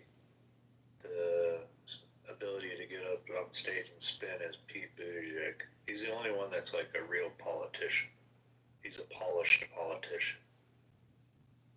Yeah, but can the American public stomach seeing two men? No fucking way. No, not at all. No, but he's the only one that's like a real. I mean, Newsom, he's your, he'll say anything to get elected. Newsom, that's the one advantage he has. Is he's like a Beto O'Rourke or something. They're kind of like the same type of grifter. Yeah. And Newsom plays to whatever audience he's in front of. He wants to be liked by everybody. So, I bet Newsom makes a big run at it, boy, this next time around. I think he'll have the California money behind him. So, I would be worried about him to a certain degree. Not that he's good at it, but he's smooth enough that I would be concerned if he got the nomination. I think he'd give any Republican a run for their money for sure. I just find it amazing that Democrats can't essentially run on like a Ron Paul fiscal conservative policy and claim that the whole system's bankrupt and demand for dramatic reforms, because they're so fucking dishonest. They can't actually talk against the borrowing and the spending because they just want to borrow and spend. Like, it's horrific how they can't actually be honest with their communication, because if they were, they could possibly win, but they can't because they're so fucking criminally, they have so much criminal intent, and they're just a party of no morality, no ethics, no virtue. It's just that Kamala and Tim Walz, I mean, a pair of fucking, horrifically immoral, dishonest people, and their children and what their whole careers are just like beyond despicable. Yeah, if the Democrat Party could actually govern and be honest, we would have probably dealt with easily a 16-year to maybe even 20-year span fan of the Democrat Party rolling out of Obama. They were so far ahead after George Bush.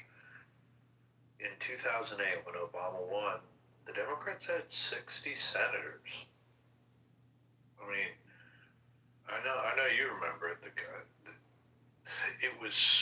The Republicans were so far behind when Obama got elected. I was truly petrified, worried that they were just going to shove everything down our throat.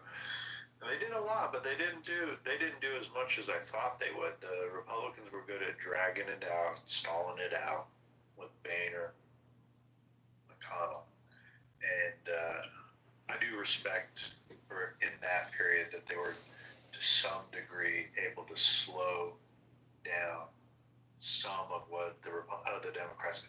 It was Scott Brown. When Scott Brown got elected, he took away that 60 senator. Kennedy died, and they had that special election.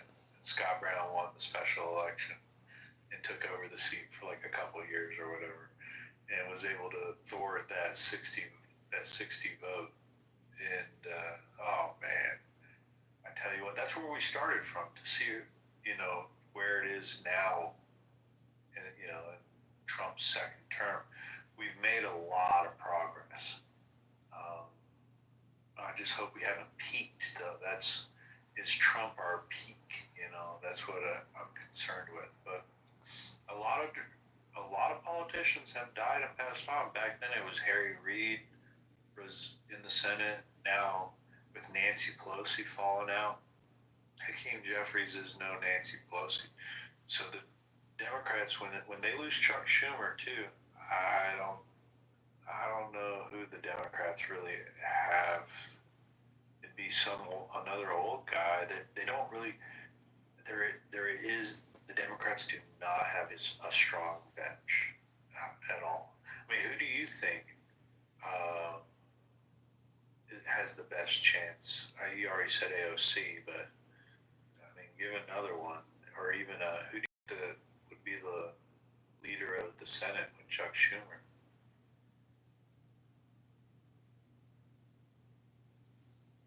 I don't know. Who do you think would have been the better choice other than John McCain against Obama at the time? Like, who else was on the bench that could have served that role as opposed to John McCain? Ron Paul. That was Ron Paul's year. I mean, obviously, he didn't have the momentum to get past being more than just supported by college students and stuff like that. Yeah, he didn't have Trump's bombastic gusto. He was accurate in all his analysis, but he was not that powerful knight in shining armor who could tell Hillary Clinton, "You're going to jail." He doesn't have that type of personality. I mean, he's a family practitioner, delivers babies. He's a nice, gentle, humble human being, and thus that's why his philosophy and economic positions are more true to the American founding fathers and what they wanted this country to be, which is maximum liberation for we the people as opposed to debt slavery. There was when I reflect on it, I mean, it was a different time then. There was this guy from Pennsylvania. I'm trying to think of his name. But he didn't have that. I mean, this was the era of nice politics. The Republicans were just nice. They just got ran over. They shriveled up if they were called racist. I know. And I guess we had to go through that to get to the Trump. John McCain gave the presidency to Obama during those debates, like out of politeness. It was insane. Oh yeah. When he says the worst was when McCain suspended his campaign. That was the absolute worst. The financial crisis happens, and McCain just all of a sudden says, I'm going to suspend my campaign and I'm going back to Washington, D.C. to be a senator. It's like, bro, if there was any time you needed to keep campaigning or get out there and be in front of the camera, it's like we're going to go into hiding, and there was like, I don't know, a few weeks till the election. What a terrible decision that was. You know, people in in Chicago, Obama came to Grant Park. You know, I'm watching him on TV in my apartment, and his hope and change speech that touched a lot of people who wanted to end, forever wars, and wanted change, and they had hope in some type of a new, uh, outcome, or basically, I think it was, the war was is what was on everybody's mind, and still 9/11, and just how, what is this, what is happening here, like what is the desired outcome, and they thought that he was a hope and change agent. Instead, he himself is like a co-opted deep state agent who will do whatever he's told to do. I mean, every time his lips move, he's lying. Like when he came out on that red carpet and said, "We just dumped Osama bin Laden's body off of the back of an aircraft carrier." In hindsight, do you believe what he said? I sure as hell don't believe what he said. And then that guy goes on Tucker Carlson. He's getting blowjobs up in Gurnee, Illinois, with that guy. It's like, okay, I believe a lot of this shit now. And so, talk about a fucking and now he's worth 100 million, 300 million. I mean, talk about somebody who is an actor, and a charlatan who gets to become the president of the United States of America, and his relationship with George Bush, his mother's relationship in the CIA. Like, there's so many things about him that just reek of like deep state plant, and being a proficient actor, and great gifted speaker to essentially pull the rug on the American people as a double agent of like an internal double agent. Um, a lot of people were very suspicious of him, but there he is, an American president. Larry Sinclair, I'll never forget it. Smoked crack, gave Obama a blowjob. That was a big deal when that came out. Yeah, Wayne Allen Root. He's a journalist for Breitbart. I think it's Breitbart, is it?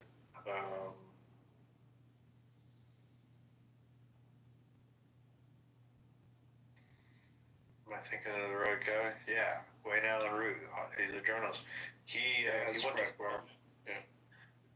he went to Columbia and is allegedly in the class, the graduating class that Obama was supposed to be in, and they went. So Obama has that's where he allegedly went for law school, was Columbia, and Wayne Allen Root is supposed to, like, that's his class, and he says he knew every single person, or knew of them, knew their name in that graduating class, except Barack Obama. Barack Obama was not, like, even though that's what his biography says, he doesn't, for the life of him, he can't, and he has spoken to 30 or 40 or 50 of his classmates, and no one actually remembers Barack Obama at Columbia. So it was certainly a fabricated story. This was prior to the social media and stuff. It was just the right timing. I don't know if they'd be able to pull it off again like that with Barack Obama, because there's a lot of questions to his upbringing, his raising, and things like that. I mean, if there's a definition of a Manchurian candidate, it's pretty damn accurate for Barack Obama. He was certainly what he sold himself as. I mean, obviously now hindsight, it's 2020. It's easy to tell he was not what he sold himself as, and so many people recognize it today.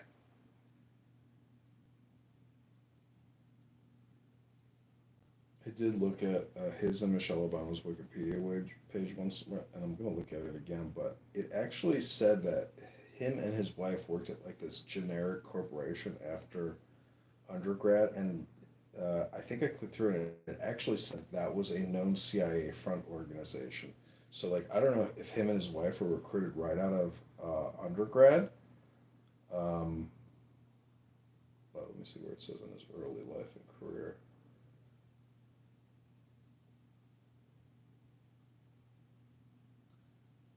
In '63, Dunham met Lolo Soetoro at the University of Hawaii.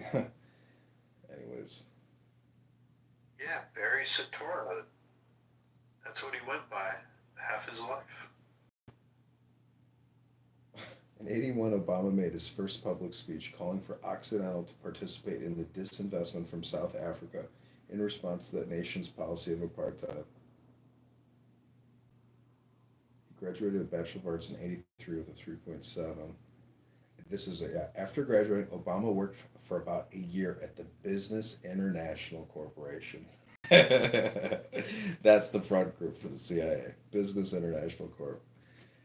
A publishing and advisory firm dedicated to assisting American companies in operating abroad. It was founded in '53. It organizes conferences and worked with major corps. Former President Barack Obama worked there as a financial researcher after graduating from Columbia. In '86, Business International was acquired by Economist Group in London, and it eventually merged with the Economist Intelligence Unit. Business International was linked to the Central Intelligence Agency. It's right there on his fucking Wikipedia page. Isn't that wild? I'm literally not making this up. You can look at it. It's underneath college and research jobs, in his Wikipedia page. If you click through where it says Business International Corporation. I mean, the fucking guy became a CIA agent in '83 after graduating, supposedly. That's wild. I mean, ask any Democrat on this platform if Barack Obama's first job was with the CIA, and they'll say, maybe, motherfucker, I don't know.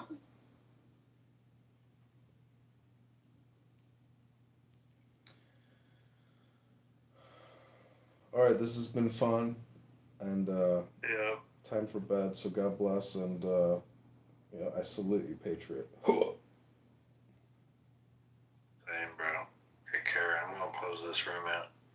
Okay, good night, everybody. Bye.